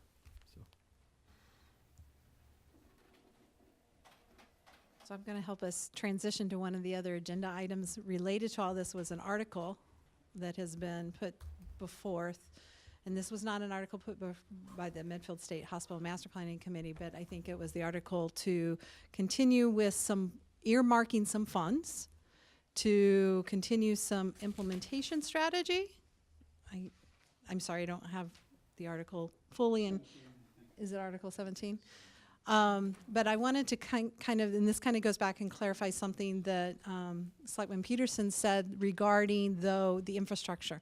And yes, one of the key things that we've learned is that any development of any type that requires water, sewer, electric, roadways up there will have a pretty significant price tag. And the timing of that, part of that, yes, a solution could be through some diff financing option. But I believe the impetus of some of that money for that next was also for applications and encouragement to try to get some mass work infrastructure grants that could help along that process. So I'm going to turn it back to you so you can have that open discussion about the article. And just wanted to make sure we brought that up. Mr. Sullivan, how much money is attached to the Article 17? The planning money for the hospital? 100,000. 100,000? I mean, for me, I think we need to keep spending we need money available to work on the hospital, so that I think that it's. And how would you The like problem is I don't know what we're going to spend it on. I mean, right now, I mean, if we're going to spend it on, I mean, my view of this has always been that when it came to implementation, we would have to, the selectmen would have to spell out who's going to do the implementation.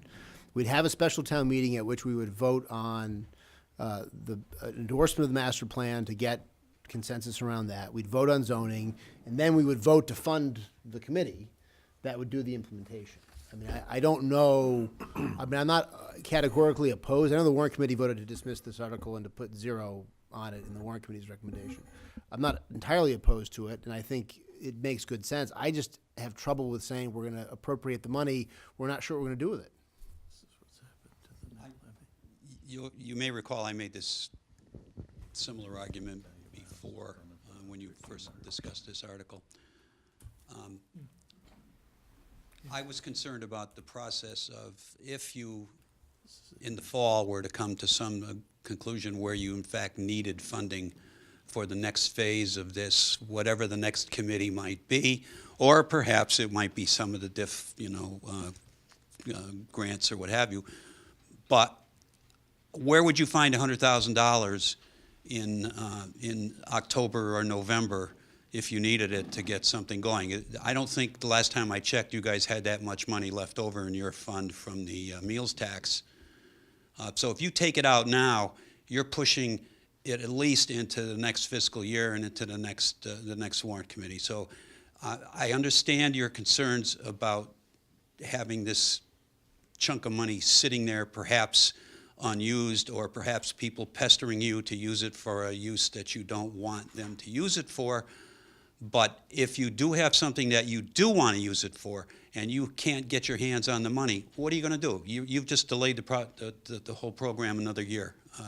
So I would ask you to consider that when you, if you were to endorse, elimination of that article. I would hope that you wouldn't, but. And I'd agree with Bill that every year we delay, it's $150,000 just to maintain the property. So to not spend $100,000 to keep this thing going, and in doing that, extend this whole thing for a year, basically says, well, we don't have the money now, so we're not going to put it in now, but we're going to have $150,000 at the tail end of this thing. That's the extra year that it takes us to develop the property. I am in agreement with this concept. I actually think there's a broader issue for the Board of Selectmen. I'm not shooting at the warrant committee for the decisions that the warrant committee has made article by article. But if you step back and look at that collective set of decisions, there are 4 strategic articles, and I'm defining strategic articles as an article that's designed to help. It's the Dutch boy pulling a finger out of the dike to get a sump pump and knowing that there's some leaking going on, and there's 4 of them. There's the townwide master planning effort. There's this continuation of funding for the development of the state hospital. There's the Culture and Arts Center, And there's also the Downtown Improvement Fund, which all, and again, I'm not criticizing the warrant committee for the article-by-article decisions, but those four collectively are the four strategic articles we have that actually are geared toward having us change the future as opposed to merely pay for the future, the present. And I don't, it's not feeling right to me that we are that unstrategic Right. at this critical year. So I agree with you on that, and I think we'll turn back to that in a bit. So I agree, we have to talk about which ones and how much, but I think that some of those have to go back in. There's enough, in the way we've crafted Article 11 and Article 45 with the amount of free cash it leaves, there's actually enough free cash in there that we could use. We would not have to put it into the override article. The Downtown Improvement Fund is in Article 45, so that's included as part of the override article, if it goes through. And I would point out on that one that when we first passed the meals tax informally, we said we should at least put a portion of what we raise for downtown improvement so that we take this tax revenue, at least return a portion of it to our downtown businesses. So I want to shift gears to Gene now. Obviously, still talking about the hospital and Article 18, which is another strategic article in that category. And then we can get back to the hospital discussion. I don't think we'll solve it tonight. We'll probably have to put it back on our agenda for next Tuesday as well. But Gene. I'll be brief. It's way past my bedtime. And you've all heard this all week long, so it's been a marathon. I don't know how much I need to go into it. I just wanted to You'll never be able to run for Selectmen. hear your, given the warrant committee's recommendations to dismiss it, I'm wondering, where the Board of Selectmen still feels about that. We were just starting to get to that, and if this is something we wanted to still recommend or move forward with. I've had different conversations with several of you about different options and where we might find that money instead, or how we might get that through. So I guess we need to figure out if this is going to move forward as a recommendation, and then we can have that follow-up conversation. So for me, I support giving the money to do it, because I think it's, as Jeff says, it's strategic money. We're leveraging hugely by that money, other returns, other things that we're gonna get back as a town, so I think it absolutely makes sense to do it. We're basically, it's just seed money to get you Exactly. guys working, and you guys are gonna be the beasts of burden, unfortunately, for the town to create the thing that is gonna bring huge amounts of benefit to the town if you can pull it off. I would echo that. I think there's a couple things to think about in terms of what Jerry and Gene are trying to do. First off, Pete's right, it's seed money, so at one level, based on what you have done so far in terms of the analysis, this is $25,000 worth of rope that you're being given to either succeed or hang yourselves with, and it's still a relatively small amount of money. The almost really important thing to me in terms of just sheer money is that in this economic model that the State Hospital Committee has put together, at least two of the buildings that might be dedicated to the Arts and Culture Center, the chapel and the infirmary, as I think most of us have heard, have been taken off the books in terms of what Kathy McCabe is trying to craft as something of a semblance of an economically attractive framework for developing the property. Your model for this Arts and Culture Center, it surprised me at the meeting that I went to learn that the price that you've priced this at includes the cost of the remediation of those two buildings. So if this in fact succeeds, this is not merely the creation of an Arts and Culture Center, but part of that overall fundraising goal you have includes actually taking care of those two buildings from a remediation standpoint, which is significant. Again, without having the real estate development expertise, I think the thinking around the Arts and Culture Center went from this is a nice thing that we're hoping the citizens of Medfield will help support, and maybe we can turn it into something kind of neat, to, based on what Kathy has said, it's possible this Arts and Culture Center could become the anchor that actually creates the value for the rest of the campus. So to the extent that the rest of the campus or any part of it still has a life, to your point about maybe all of it doesn't, but to the extent that that's there, it's a little different proposition to say we should keep pushing this to keep it going in order to get it done sooner rather than later, because if we can do that, suddenly the value is there. And at this point, when we're only buying rope at the rate of $25,000, I'm willing to let that play out a little bit because we're not at a point of no return. The one issue is the financial practicality. And the one question I have for Mike or for Christine is whether this year's reserve fund still has $25,000 in it, because you don't care which fiscal year you get, right? Correct. Would we be able to transfer $25,000? Usually the reserve fund transfer requests come in towards the end of the year, so there's always enough money at this time of year, but you don't know what's coming in June, So what is our May balance? and June. 106, right? I don't know off the top of my head, I think it's over 100 right now. I think there was about 30,000 that has been transferred out so far, and there was 150,000, so you'd have about 120,000, but that can easily go in a short period of No, time. I understand that.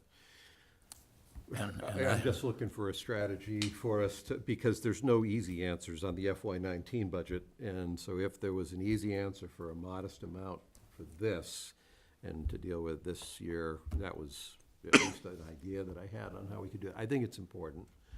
There's about 21,000, I think, in the Selectmen's Fund. Is there still? Because isn't that what we applied to the senior housing survey? I just got a bill for that today. So is that gone then? It's close to gone. We don't get to spend it again? We could ask for a reserve fund transfer. This ain't Washington. Right. You need to buy food for the meeting. The meals tax.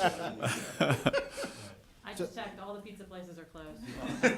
So, I agree with Pete and Gus. I mean, as we've talked about, Gene, even if we were to course correct along the lines that I've suggested, I think it would still make sense to continue your efforts, because I think if we're going to do a little bit to start and then see what happens, I mean, one of the things that will make it happen might be success on your front and saying that's a catalyst.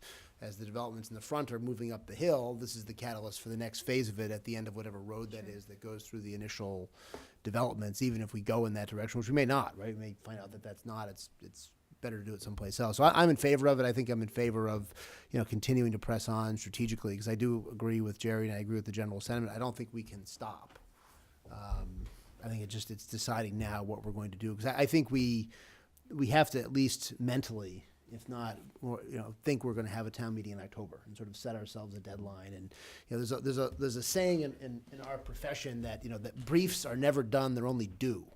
And so we have to kind of give ourselves a little bit of a due date to say that, to Mr. Harney's point, if what we need is the town to tell us just no way, we're happy to have buildings to look at and walk our dogs and bear whatever risk there is down the road, or people will say, I'm moving in 2 years, I don't care if they fall down in 2.5, right? Whatever, if we get that guidance, that's useful guidance, right? Because then it would say, you know what, it's not worth right now spending time trying to develop it, or we'll get an endorsement for something, right? And I do think we should make an effort to pair that master plan and zoning with some initial land disposition. I mean, I think that if we can get advice from the real estate community as to where we would start, I think actually putting RFPs out saying we're not only going to zone it, we're going to sell this part of the land and see what happens. Whatever, you can get it back. Again, I just think it has to be land that has no buildings on it is where we have to start, whether it's the front or the back, and again. So I think we're in agreement on Article 18, which is good. Except we don't know how we're funding it. But yes. Yes, we're in well, we'll figure out how to fund it, and then the question is, I think we should put this back on our agenda for next Tuesday to pick it up. And do either of you think we ought to give any direction to McCabe between now and next Tuesday, about the work they're doing? I still think that the direction that she's trying to take, I hadn't talked about zoning because I was worried that was asking for too much, but I still think she's got to come up with this thing that we have to work with, because I think that's what drives any subsequent discussions with even real estate professionals. I would ask Teresa to correct me if I'm wrong, but my understanding was then that McCabe would essentially finish the master plan, do the zoning, and the design guidelines. Those were the three elements. Did I get them all? Yeah. So that's And the implementation. and an implementation strategy. Now, So there's a conversation around recommendations around staffing, implementation. That I wouldn't consider that as the hard, you don't have hard recommendations that have to be finalized. This is a useful discussion for us that this committee is kind of leading us into as a transition into the next phase. I think that makes sense. I've often thought that one of the things is you have to think through what your implementation strategy is. Just to have a plan as a document, right, that sits on a shelf someplace. You have to set up what you're going to do next. And that's why I've insisted that part of this plan is an implementation strategy that spells that out, so you know where you're going and taking the next So, step. and the tricky part for me on that, Gil, is that there's a master plan that's got a concept, and then I'm saying there has to be a professional real estate development wash over that plan.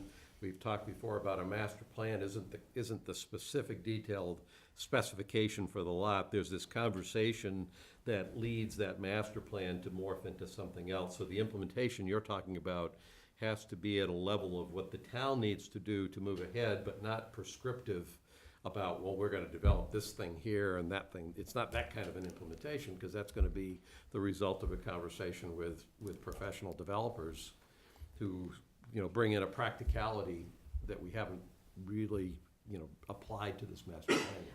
And I just want to clarify, as much as we're going to talk about implementation, it's not my understanding that that's actually a part of the chapter. Okay, so we're having the draft. We're going to have a joint meeting to talk about implementation with Kathy while she's under contract, so we can get ideas that will further those discussions for those implementations. My understanding is there's a separate chapter in the plan. But I am not sure, Gil, that she is contracted to write that chapter. That may be a chapter that we have to add on as a committee, okay? But I'm just So insisting that that's part of the plan. I recognize that. You and I write it, that's So I just wanted to clarify that is not my understanding regarding her If contract. this is helpful, the guidance document that the selectmen issued back in September had two specific things for sure, which was the master plan in terms of this concept and the zoning. And the zoning, and design guidelines We with actually this. didn't Is- ask for that, but Yeah, we would I be know glad you to didn't have ask for it, but it is our expectation that's as part part of of the that. master plan. Yeah, So I I get just wanted to clarify expectations so that we're not, Right. So, but that conversation about that implementation, to your point, is a key transfer. for And I will just say, if the master plan that comes back looks like the current premises that you have, I'm a no on that.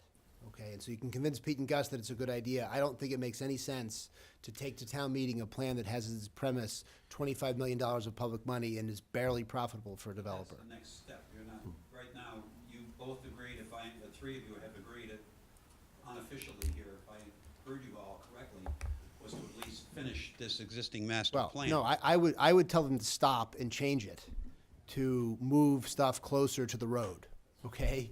Or to identify more saleable parts of the project. Let me make a That's what I would tell them to do. Now, it may be something else. Let me make a suggestion about the front of the road. I had mentioned this before and everything else.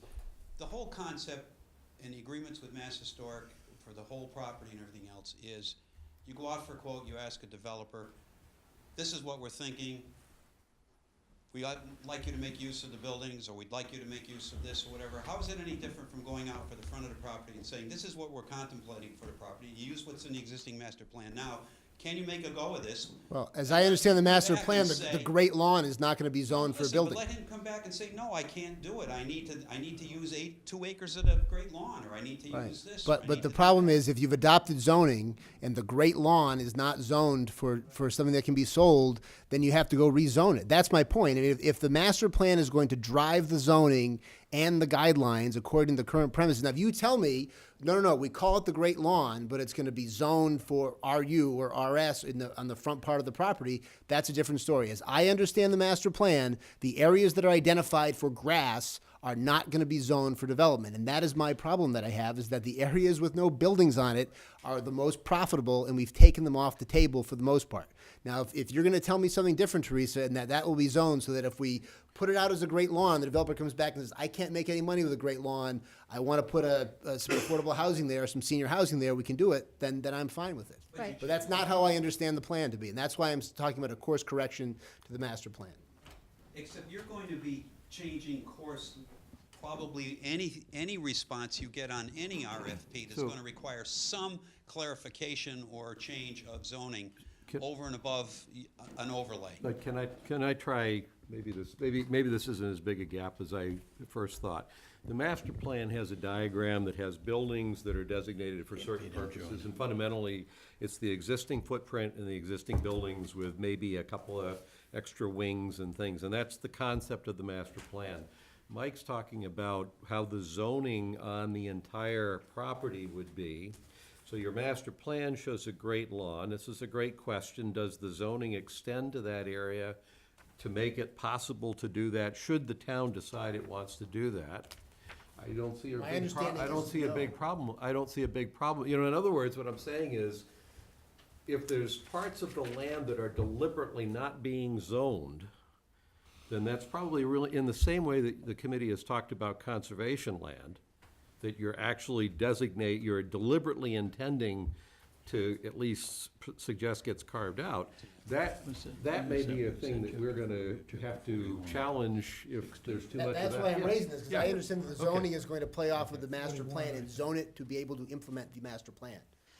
And to your point, Mike, and this is great input, because I hear your concern saying if we zoned this open space to only almost be like conservation land, so that it would only forever be open space. But I hear you saying, I want to make sure that the zoning's there and that's our preferred use. Right. But you still want to have another zoning layer in there that could allow a market change or something to dictate residential or commercial or whatever I'd that is. agree with that, too. I'd agree That's- with I was horrified when you guys were talking about conservation restrictions on any of the land up there. I don't want to Wait, see, yeah, and- personally, and I we- don't want to and- see conservation restrictions up Right, there. and I want we as well. flexibility for the town to do what it wants to do. So, and we as well didn't want conservation restrictions, but to your point, though, I think we did advise some open space zoning.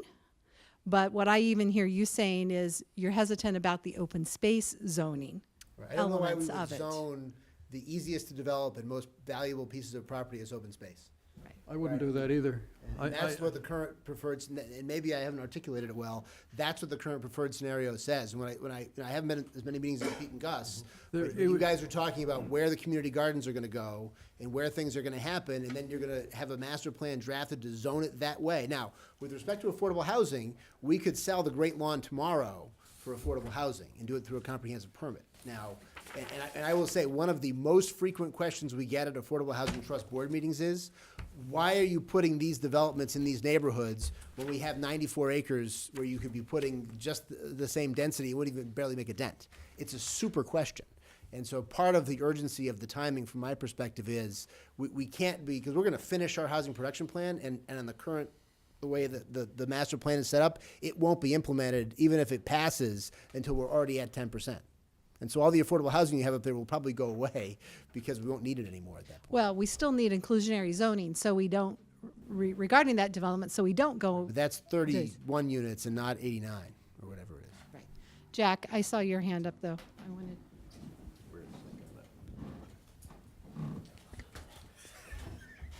Jack Wolf from the Non-Strategic Warrant Committee. The tactical committee, the tactics committee. The Tactical Warrant Committee. The Truth and Reconciliation meeting has now begun. Thank you. You've got the right idea. The future ends on the last Monday in April every year. according to the warrant. Let me make 3 quick points. First, by the Medfield State Hospital Master Planning Committee's own numbers, looking at it from a developer viewpoint, we have run a Monte Carlo that says there is probably a slightly greater chance of failure in aggregate for the developers than there is success. That failure, I think, is driven by, and that's, by the way, with 25 million of our money, taxpayer money, in that.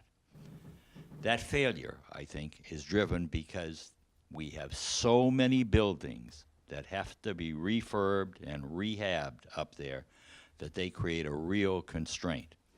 So I would have the question, and I speak as one member of the warrant committee, not for the warrant committee. The subcommittee has not met and made a determination. The warrant committee has not met and made any determination. But I would have a suggestion that says the concept of getting developer perspective on this is a really good thing to do. And before you go ahead and finish and publish this master plan, wouldn't you want to have that developer perspective? Wouldn't that be valuable to you? Because why present to the town a master plan that has a high probability of failure? It certainly has some good things in it, but it isn't enough of a plan to be successful financially. So my guess would be if you did get some developer input, requested modifications of the plan based upon that developer input, and then took that result to the town, that would be a more sensible thing to do.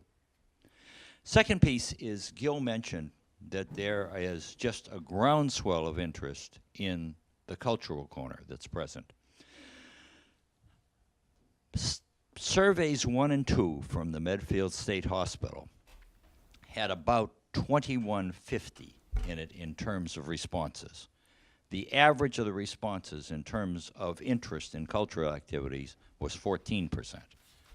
The average of responses for interest in Parks and Rec, for example, was about 38%.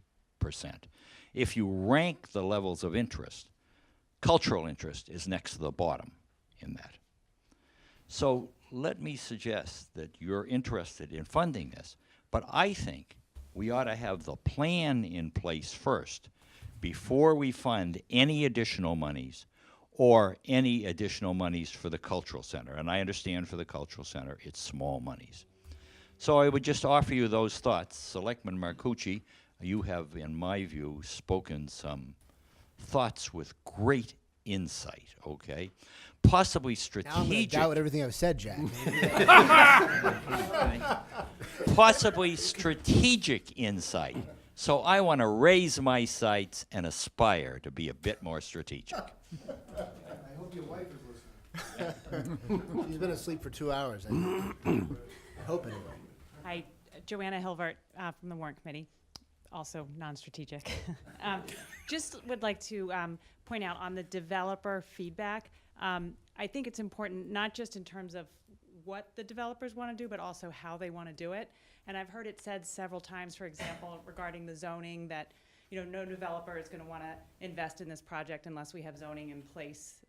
And I haven't found that to be necessarily the case. So I think developers sometimes are interested in being involved in the zoning process and would be interested in working with the town to put zoning in place once the development has been selected. I don't know that that's going to be the case in this situation, but I do think that having developers also inform us on the process and different ways we can be creative and flexible would be helpful as well. And by the way, we should note that Joanna is a real estate lawyer, okay? Could I react to mostly Jack's two comments, one on the master plan and also on the arts, and I'm going to get almost Machiavellian in my comments here.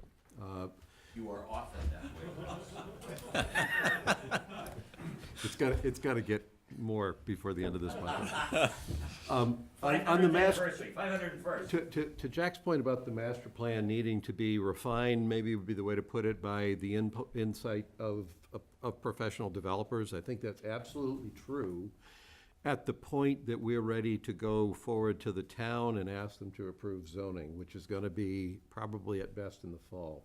However, the master plan that the Master Planning Committee comes up with, presumably before the end of this fiscal year, I believe would administratively be adequate for incorporation into the town's master plan to claim the extra 5%. So that master plan is something that gets us the 5% more on the split that we need to meet the state's needs.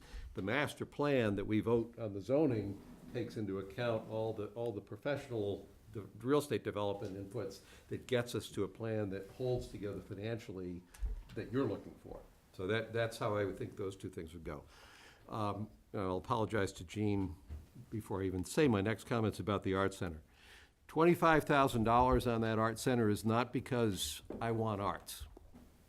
I'm not sure that people, you may be right, your statistics about people who care about arts and culture in town, it sounds low to me, but you may be right. However, MSH survey. However, the percentage of people in town who have an interest in preserving the Lee Chapel as a building, as a benchmark or as a monument of the history and the culture of the hospital, I think is hugely higher than that. My interest in putting that money into this arts effort that Gene and Jerry are putting their heart into is because I think it potentially has an economic benefit to this overall project. I'm talking about the money that project goes to remediate those two buildings. I'm talking about the possibility, not because I know anything, but because people like Kathy McCabe have said, if you put this thing here, this becomes an anchor for this whole project. The sheer possibility that that could have a positive economic impact on this overall project is what leads me to be willing to put a $25,000 bet down now, because this is not the kind of stuff that you just turn on and 6 months later you have it. This is the kind of thing you're building credibility with donors, you're going after grants, you're building this thing gradually, and the longer we hold them back, that's, again, the longer before we actually get the opportunity to do something. If Kathy is right, and this Arts and Culture Center is in fact an important component that could drive the value of this whole project by being there early, rather than, I was originally thinking of it as kind of the afterthought, once we're finally making money, that we could afford to do something with it. If that's true, I look at the $25,000 as a bet, to let that, at least to keep on the table, to see if that in fact starts to play itself out. It's not because I'm into it for the arts, I'm into it for the money. So for me,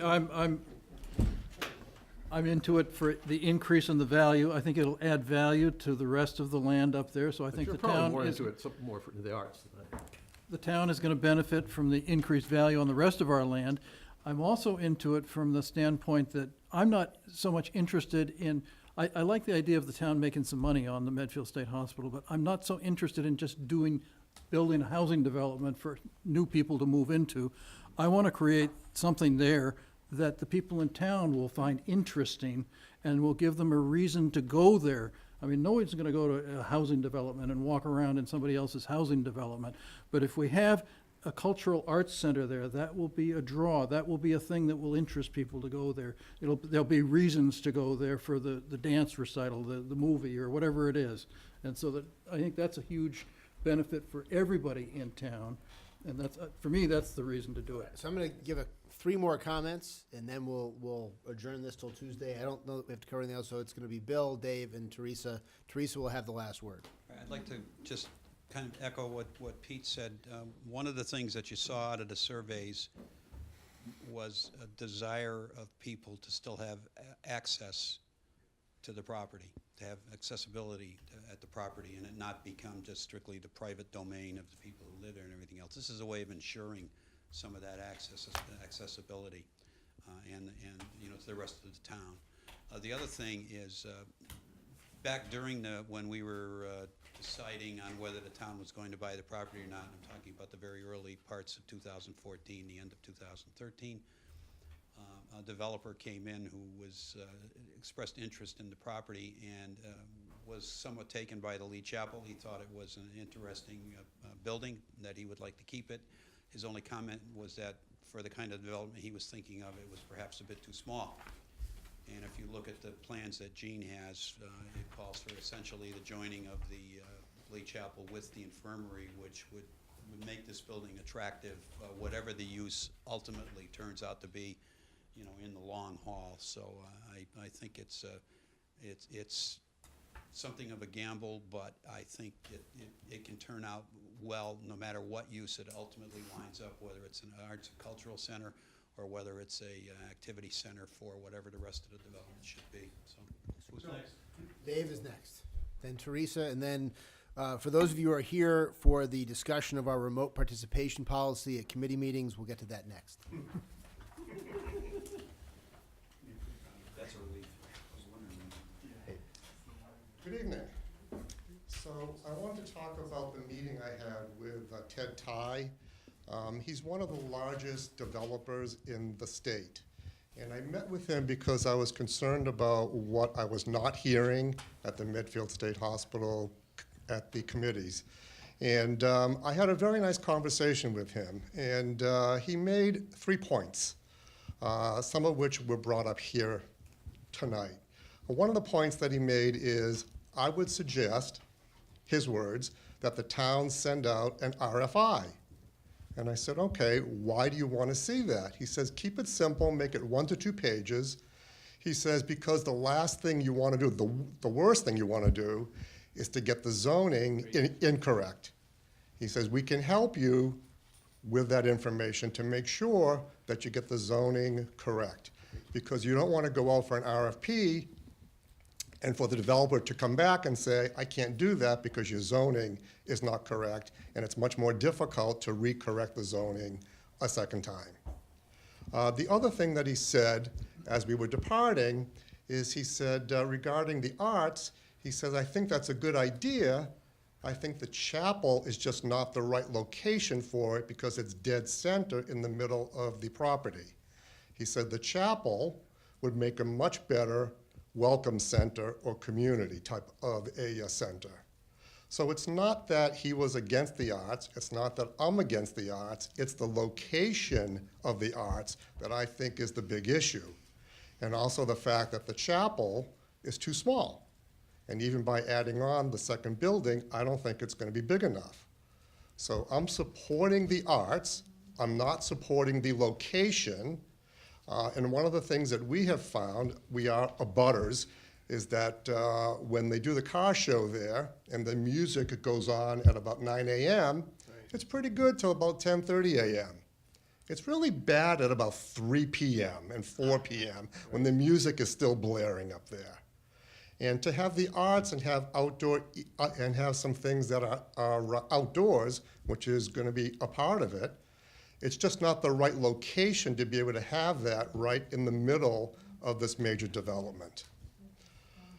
So those are a couple of the things that he had said to me. So my recommendation is do the RFI. By the way, does anyone know what the cost is to be able to send an RFI out? Minimal. It's virtually free. It's your time in order to be able to put it together. There is no cost except internal cost, obviously, to be able to put together. So why not get... Did you say there were 3 things? There were 3, and I got to look at my phone to see what the other one is, so bear with me. Yes. He's like me now. Yeah, I know. No, we had the zoning and the arts and the RFI. Those are the 3 things. I did get them. All right, Teresa. Thank you. Final word before we move on to remote participation. So we already talked to Ted. Along the lines of soliciting developer input, I just wanted you to think about if we do pursue that RFI approach, we actually may want to be very much more prescriptive rather than just saying we're going to allow these types of uses. Because I think there was, through this effort, a strong consideration given to the density and the number of units that's up there. So we would want to go to the table with, this is our proposed kind of count, and then let the developer come back to us with a negotiation point, rather than just going out with an open blanket, this is the zoning we're thinking of, what do you want to do? Okay, well, Okay.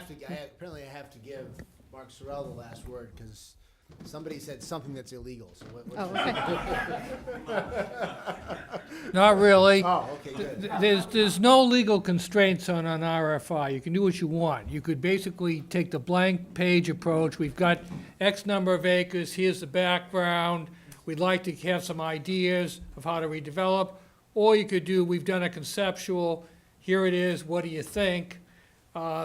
Because it's not provided for legally. It's a very informal process and very flexible. So nobody's bound or committed. It's just getting feedback. But what it does tell you is if there's any interest in the real world, if you're putting out a specific proposal on the street and nobody responds with an interest, then that's kind of a red flag that proceeding any further, you do so at your peril. Thank you. So the only comment I would make about this is that, and this comes back to us is that there needs to be a body that's carrying this forward after the beginning of the fiscal year. So, Dave, to your point, I agree with that, except that the RFI should be issued by the body that's actually going to take the inputs and do something with them. And I don't anticipate it's the current configured master planning committee that will do that, and I don't consider it to be the three of us in the absence of any other body that's going to do it. So the only thing I think has to happen before, I would love to have it happen sooner rather than later, is that we actually figure out what that body is moving forward into the next fiscal year. The only thing I would say to that is that if we're going to have a special town meeting in October at which we're going to vote on a master plan and zoning, I do think the current master planning committee should be driving the bus towards that special town meeting and advocating for the master plan and the zoning that would go with that. I totally disagree. Okay. And the reason is because if we do that, we will not be moving forward, looking at this from a development standpoint. It's a different skill set is what I'm saying. I don't say we don't create the other, but I'm saying we shouldn't disband the master planning committee if we're gonna be having a special town meeting at which we're voting on their master plan. I think we might have to create a second committee that and I think we have to frame out what the process will be after the special town meeting. If that master plan that we bring in the fall is a master plan that incorporates the inputs from professional real estate developers, we need a body of qualified, skilled real estate developers on the town side to participate in that conversation. Potentially, yeah, depending what we're doing. Depending what we're doing. If we're just disposing of land, we won't need it. Or we would be a different group, I think. But I think we would create, all I'm saying is, if we're gonna have a special town meeting on the master plan, I don't see why we'd get rid of the master planning committee. I can think of a couple of reasons. Are you prepared to also pay for the consultants that the master planning committee has had, helping them do their work? If we are going to have a special town meeting at which we are going to vote on a master plan, zoning, and land disposition, then yes. Yeah, I'm in total disagreement. I've made it very clear. I am not prepared to support a fourth year of master planning, so at least my vote is no. Master planning is over. We're moving into development. We need people with those skills. So then what you're saying is we will handle the special town meeting. No, I think that's a great question. Who will handle that special town meeting? I think it's the follow-on body that will handle that special town meeting. So we have a different group of people advocating for the master plan developed by the master planning committee. As modified through those discussions with the professional real estate developers, so that we have a real, the practicality that you're looking for in that master plan, I'm saying won't come in until we've had extensive interaction with people who actually get involved in doing these things and bring the economic reality into line with the aspirational findings of the master planning committee. Okay, that's fine. I don't disagree with that at all. I'm at a much more basic level of like, when are we having the special town meeting? What are we voting on? Who's doing the public information sessions before it? Who's dealing with that whole process of education? And then I think the skill set of that committee does depend on what the implementation plan is we pick. In other words, what they're going to be doing. It's not, because the problem is that committee could easily morph into master planning 2.0. Yeah, we don't want that. We don't want that. Right. And so, for a normal land disposition, you don't necessarily even need much of a committee, because the committee's mostly gonna be evaluating RFPs. In my view, should be evaluating which buildings we'd tear down first. I mean, that kind of stuff. But again, that's to be decided. But I think we're in agreement that we need to create a process for what's gonna happen afterwards. If that's what we're in agreement, we are in agreement. Yeah, no, I think we are vociferously and angrily agreeing with each other, pretending to disagree. We're at our best. We're in violent agreement with one another. All right, now we are really moving on to remote participation. This is the remote participation policy as modified with respect to Mark's comment. Pete, I don't know if you've seen that. That's the one red line. And by the way, just let me thank everybody who came to contribute to this Medfield State Hospital discussion. I know it's a late night. It's been extraordinarily helpful to me. I think it probably has been for Gus and Pete. And so thank you, and it will be on the agenda again for next Tuesday. That's fine with me, yeah, absolutely. We have a motion to approve the policy regarding remote participation by committee members in public committee and board meetings. I move that we approve the remote participation policy as amended in the April 11th revision. Second? All in favor? Aye. Aye, all right. Okay. And we need to vote to sign the town meeting warrant. So this, you do it on Rockwood Lane, just Oh, do we have something on Rockwood Lane? Yes. Oh, wonderful, great. So, I assume that was just like a legacy item that was no, actually, that was Dr. and Mrs. Carter, who was sitting here earlier. in the front row. Right there. We wore them out. You did. They didn't come back from the, Wave your hands, by the way, they're here first. I didn't know it. They came over while you were in the executive session and introduced themselves. Oh, you should have let me know. They sent Mark a note that says, tell them not to worry about it, we're taking the basketball. So anyway, they're pretty they were much, related to the fire they're chief. pretty much okay with the original draft, other than the insurance issue. I didn't hear from Gus. Pete said it was okay with him, and I know that Mike raised an issue about, the amount of insurance. So that's the one issue that you probably need to all be on the same page, and then I can give a final revision, send it out to them for signature. I mean, if they're okay, they're okay with the current draft? They don't have the current draft. Well, I just gave it to them tonight. They had the earlier draft. And they Yeah. didn't really have major issues with that, so. I just thought that the way I would think it would probably be okay if they just got an endorsement on their homeowner's policy. that If added you can, I don't Medfield, know if you can get that kind of Or an endorsement. umbrella liability or something. I just thought it was a lot of insurance for the likely, our most valuable. Well, I don't care the mechanism, you tell me the amount, and I'll simply give them the option to put a rider on their own policy. Yeah, I mean, I don't know What kind of, is $1 million too much, are you saying, $1 million is too much coverage? It just seemed like a lot of coverage for a basketball hoop. That was my reaction, it's like $1 million. I mean, it's. Paralyzed.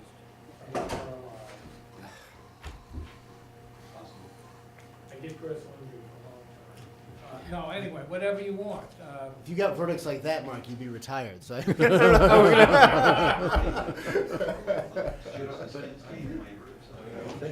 carry. What? I carry like $1 million. Most people with an umbrella do have at least $1 million. Yeah, and if they have that and they can add us to it, that's fine. Right. I'm just talking if they would make them get an extra, like, basketball hoop only insurance policy, just, a lot of, if we can just get added to their homeowners. Well, I'll give them that option and see what happens. Yeah, if we can get covered by the umbrella, that, They come back and they say, we can't get a rider and a policy's gonna be prohibitive, then I'll bring it back and we'll see what, so I'll get that out to them in the next couple Okay. of days. And so get that out, and then we can hopefully have an agreement, we can vote on it next time.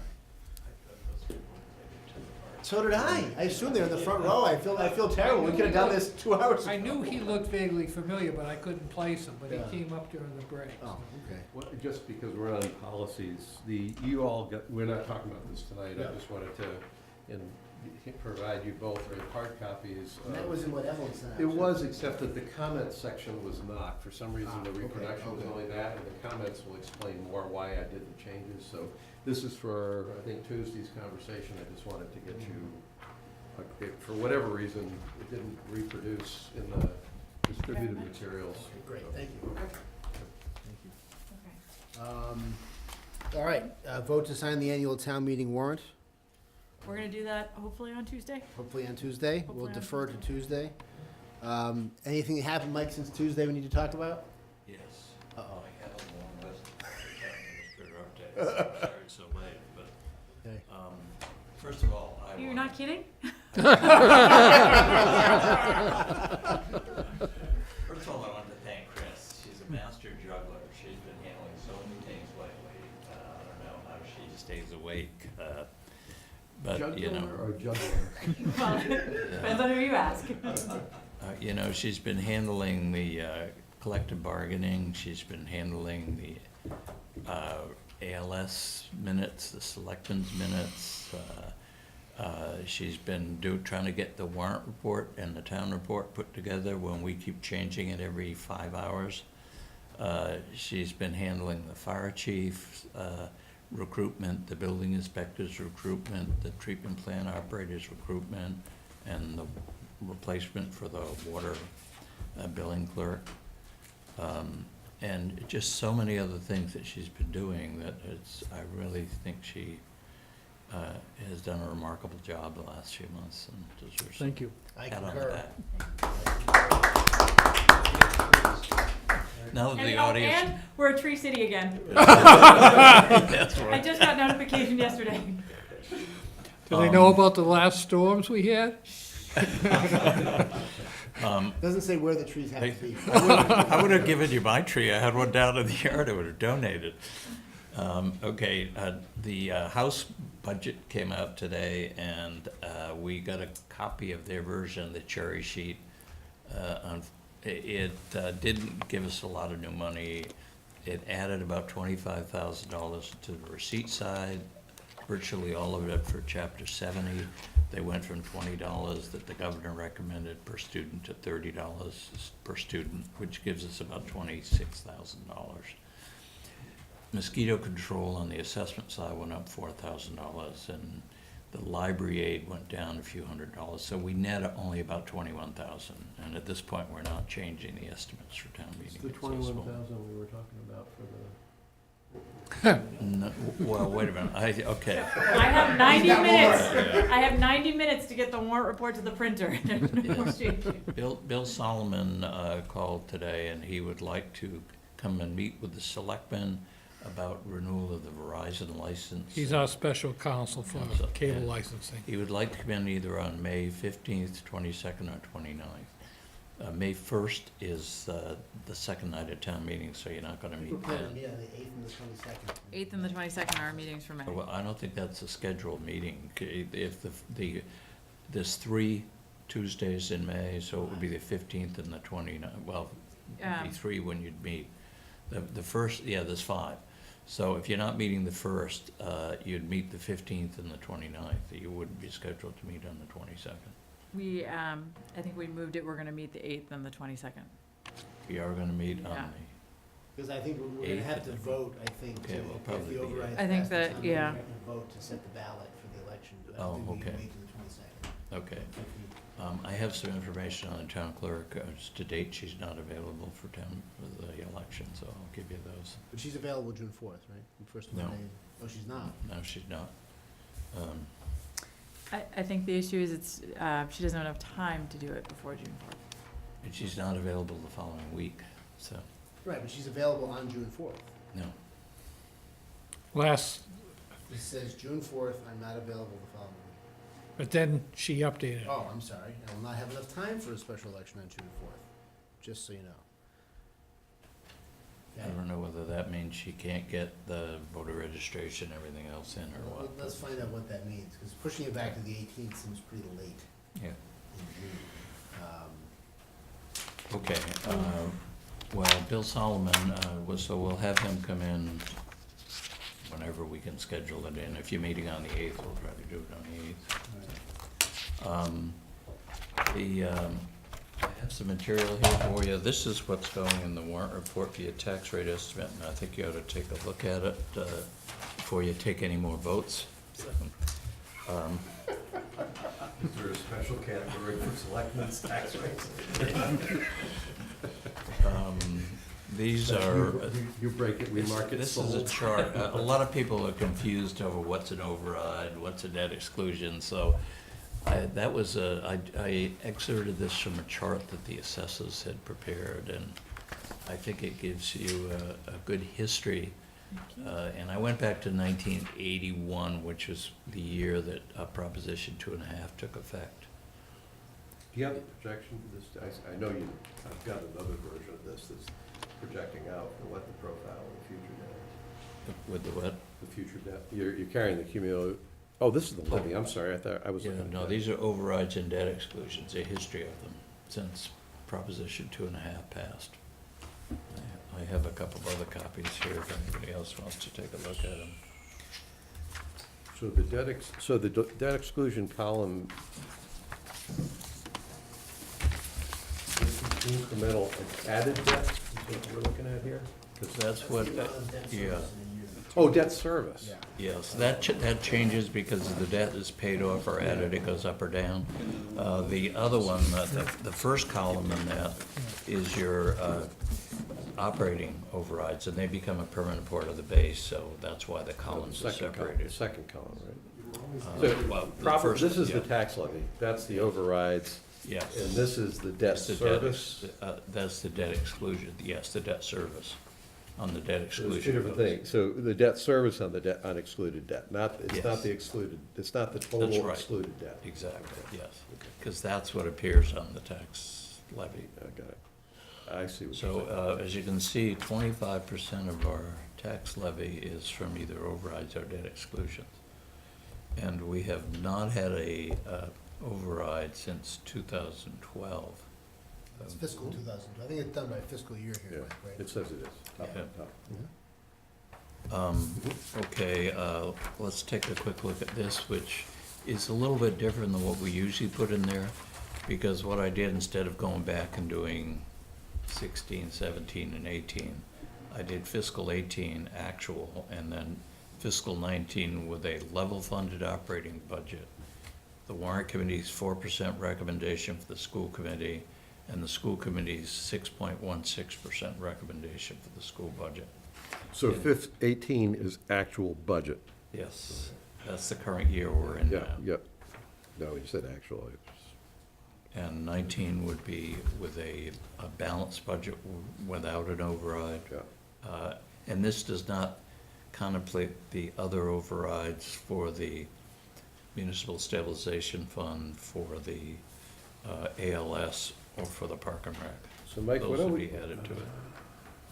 So if you go down the very bottom, it shows you what would be left in free cash with those various alternatives. So for the. This is no override, though, is that what we're saying? Yes, so you'd end up. Everything get absorbed without an override. Without an override, you would get 14, you would end up with approximately 1.5 million in free cash. So if we wanted to do it the other way and say, what's the override for? We would sit there and target like 1.75 million is what we want the balance in free cash to be. And if we take the difference between this number here and 1.75 million, that'll give us the override. Well, the easiest way to look at that, look at the third column. If you did the 6.16%, you'd have 286,000 left in free cash. Right. To get back to the 1.75 million, you would need $1.5 million override. And so what this is not showing then is the 1 million for the feasibility plan for the Dale Street School? Because, Yes. in other words, And- I've seen max overrides of $3 million here. And what Yes, the warrant is. and the ALS and the Park and Rec building. Now, it yeah, also, okay. it also does not contemplate these, what you were talking about tonight, 100,000, 130,000, Right, whatever. right. So that would have to be somehow either reducing free cash further, increasing your override more, or cutting other items. So, And I think we gotta figure that out before town meeting. Right. In other words, whether we're gonna have a motion to amend Article 45 as well to add any of that, or whether we would finance it out of free cash. Right. Or whether we have a set of recommendations that's Well, different. it's actually, what you'll be doing is, after town meeting, if the voters approve the contingent overrides, you would then decide, as the Board of Selectmen would decide what the override amount that would be put on the ballot would be. So you would have time after town meeting to review these things and see what you want. Yeah, you'll need to give some idea at town meeting of the approximate level of the override, but remember, these are all estimates too. They don't change a lot. but they- The confusing point, if you happen to read Prop 2.5 yourself, is it has its own set of definitions in the first section of 5921C. Appropriating authority, in the case of a town, is the Board of Selectmen. It's not town meeting, even though in reality, town meeting's the appropriating authority. It's defined in the statute. The Board of Selectmen is the appropriating authority. Because the appropriating authority is the one that specifies the tax levy. Under Prop 2.5, the appropriating authority is the one who can put it on a ballot question. Right. So that's where the confusion arises. So the taxpayers can, but if I did read this, I'm trying to remember what the other word was. It wasn't, Contingent? no, the taxpayers, what they do is they budget, they pass the budget. Right. So they I thought it was They appropriate. It is, they appropriate the budget. Appropriate the budget, Now- and then we authorize the levy. There's another word that's the verb for when you actually legally raise the levy. That's a separate thing. That's the override. I know, but I'm trying to remember what the verb is That's the for that. appropriating authority's action, whatever it is. Yeah. And, but just, when you read that statute, you need to say, this is Board of Selectmen, even though it's totally counterintuitive. Right. So, So I would think that for purposes of that early, I understand the selectmen would decide after the fact how much goes on an override, but for our purposes of marking the projected override at town meeting, I was fine with the 1 3/4 million target balance. That should be measured against the 1 3/4 million target free cash balance that we want. If we do something different after the town meeting and it doesn't lead to that, that's fine, but for purposes of the taxpayers understanding the implications of their votes, I would say that we would keep the 1 3/4 million as the benchmark for free cash, and everything above that is what we estimate the override to be. I agree. yeah, I agree too. That Yep, may be a little okay. difficult on the balanced budget, because that reduces it to 1.5 million, so you'd have to come up with 250,000 more to get it up to. Well, I think when we ran the scenarios, we ran them all against 1.75. It was a balanced budget assuming 1.75. Well, but then figures started to change. You had a contract settlement, We you gotta had, maneuver. I think we should stick with what we agreed on with 1.75 with the school committee and the warrant committee. then you'll need an override for the balanced budget. Well, no, then I think some items move out of the balanced budget and into the warrant committee budget. You what? Well, I mean, we figured that when we met the other night, we figured the balanced budget based on 1.75 in free cash. So there's 250,000 But- coming from somewhere that But then wasn't all there. the figures had, we've been throwing figures around like crazy the last couple of days, trying to get this to figure out what the real figures are. And when we did it, these are what the real figures came out. It wasn't 1.75 with the balanced budget, it was 1.5 roughly. I mean, it's probably too late at this point then, but I mean, that was what we were trying to accomplish Tuesday night, was to get to the real figures, so we could agree on what the scenarios would be for town meeting. And that's why we've been here till 10 o'clock at night trying to figure these So, things out. so you're saying to do that, which was a balanced budget that would not require an override, where a couple nights ago, it sounded like it was a 1 3/4 million dollar balance. When you jiggered the figures to make them more accurate, you came out with a $1.5 million. Yes, yeah. As I said, these are estimates, but, they're, Well, at this point, I think we have to live with it, right? I Yeah. mean, I don't know, I mean, I think we just, that's. and the you balance know, budget is. sometimes, if you get 21,000 in state aid, that may up it. On the other hand, if you start appropriating money for these other articles, then that will lower it, so. Well, no, it'll add to the override. But this one contemplates no override. So, What I'm saying the is, first version, yeah, so I'm saying if we add it, if it doesn't get added as the balanced budget added, it'll get added as maybe the Right. first. But then you'd have to vote the balanced budget as a contingent appropriation, subject to an override. Yeah, we have to vote a budget that doesn't require an override. Right. The balanced budget is essentially a no vote on Article 45. Yes, yes. So that says, as you've got numbers here, that says if we want that with the numbers that you have here right now, then we have to live with a $1.425 million free cash balance. Yeah, 1.461. Sorry, yeah, I was up one. Round it Didn't up my to glasses on. 1.5. Yeah, you'd use the 1.425 is what you'd use as free cash. And when Right, you yeah. subtract that from the Yeah. current free cash balance, you end up with 1.461. 1.461. So I can live with that. I can live with it. Can you live with that, Pete? Mm-hmm. Okay. Okay, all right. Bill, Uh, Dave? good? Now, if you do what you're favoring and do the bond issue for the school, the Dale Street, that would add about 275,000 a year to. Yeah, we'll probably talk about that on Tuesday. Yeah. What I'm coming from is that the cumulative pain on the taxpayers, the way this is lining up is not.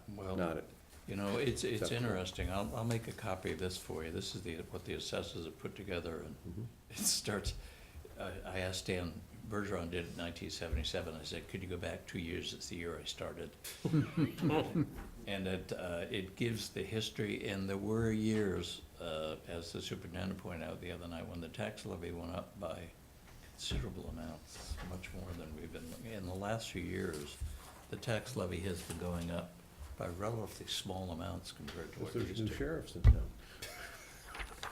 Oh, my goodness. Yes, that's why we didn't put it in the warrant. That's why I excerpted some of it and didn't put the whole thing, because you don't go blind trying to read it, so. Everyone take it.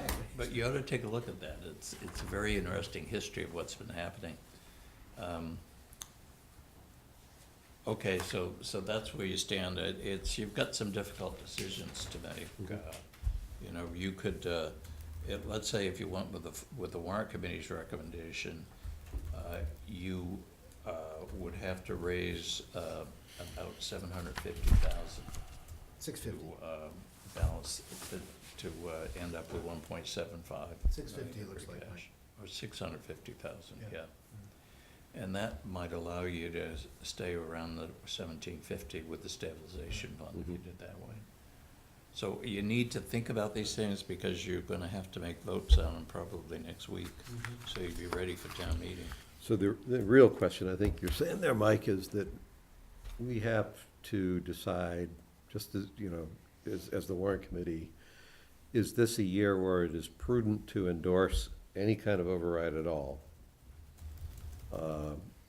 Or are we are we holding the line that there shouldn't be an override at all? And the argument, I guess, for there is a justification for an override this year, in my mind, is driven off the growth in the employee benefits categories that we don't have any control over. So that piece of it is a factor that it is what it is, and it introduced about a $750,000 bump in our costs, of which some part, I guess you could say, is Prop 2.5, but the rest, effectively, it's a $750,000 bump in our costs that we can't control.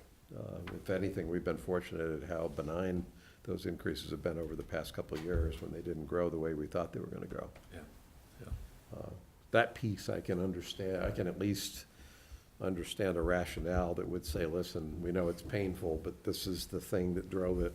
Yeah. I can get there, not there, but I can get there on that one piece of it. The other thing I think you have to realize is anything we can do now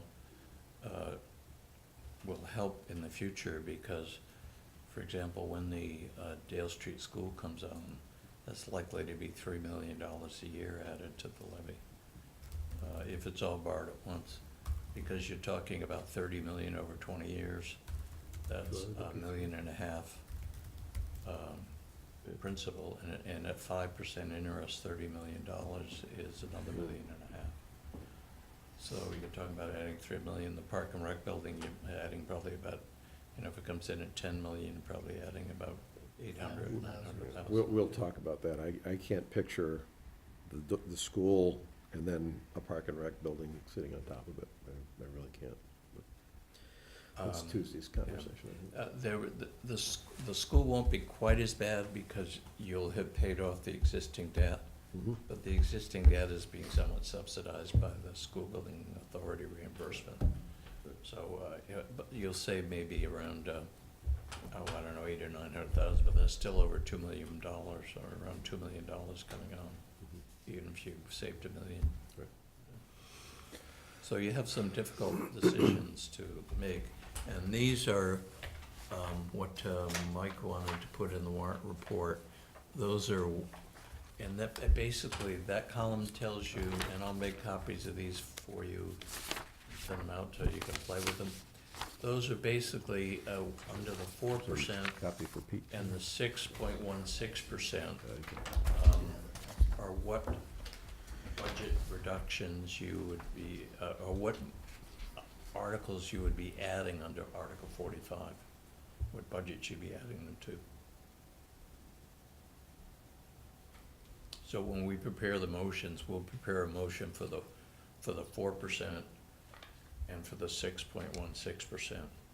And if you're willing to live with the 1.5 million under the balanced budget, then you won't need to. And have you gotten final word from the warrant committee on where they're coming out on that? 4%. I'm not sure if they are. It's worth double checking. They're meeting tonight. They met tonight. No, they canceled it. They're not meeting on the 16th either. So, It would be worth closing a look with Tom on that, just to be sure. Yeah, they were pretty unanimous in it, I think, so I don't think at this point it's likely to change. As of this morning, that may not be true.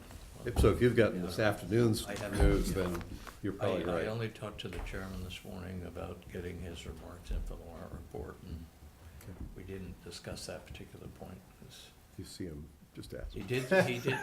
He did send a list of. Trying to go on vacation. Do you remember? I'm not listening to any of this because the warrant report's going tonight. By the way, I sent you another version of that chart. I saw it. You saw it? Okay. So we still have another hour? I have to go. Well, you got the list of the warrant committee votes, so. Yeah, I'm good. I think that, yeah.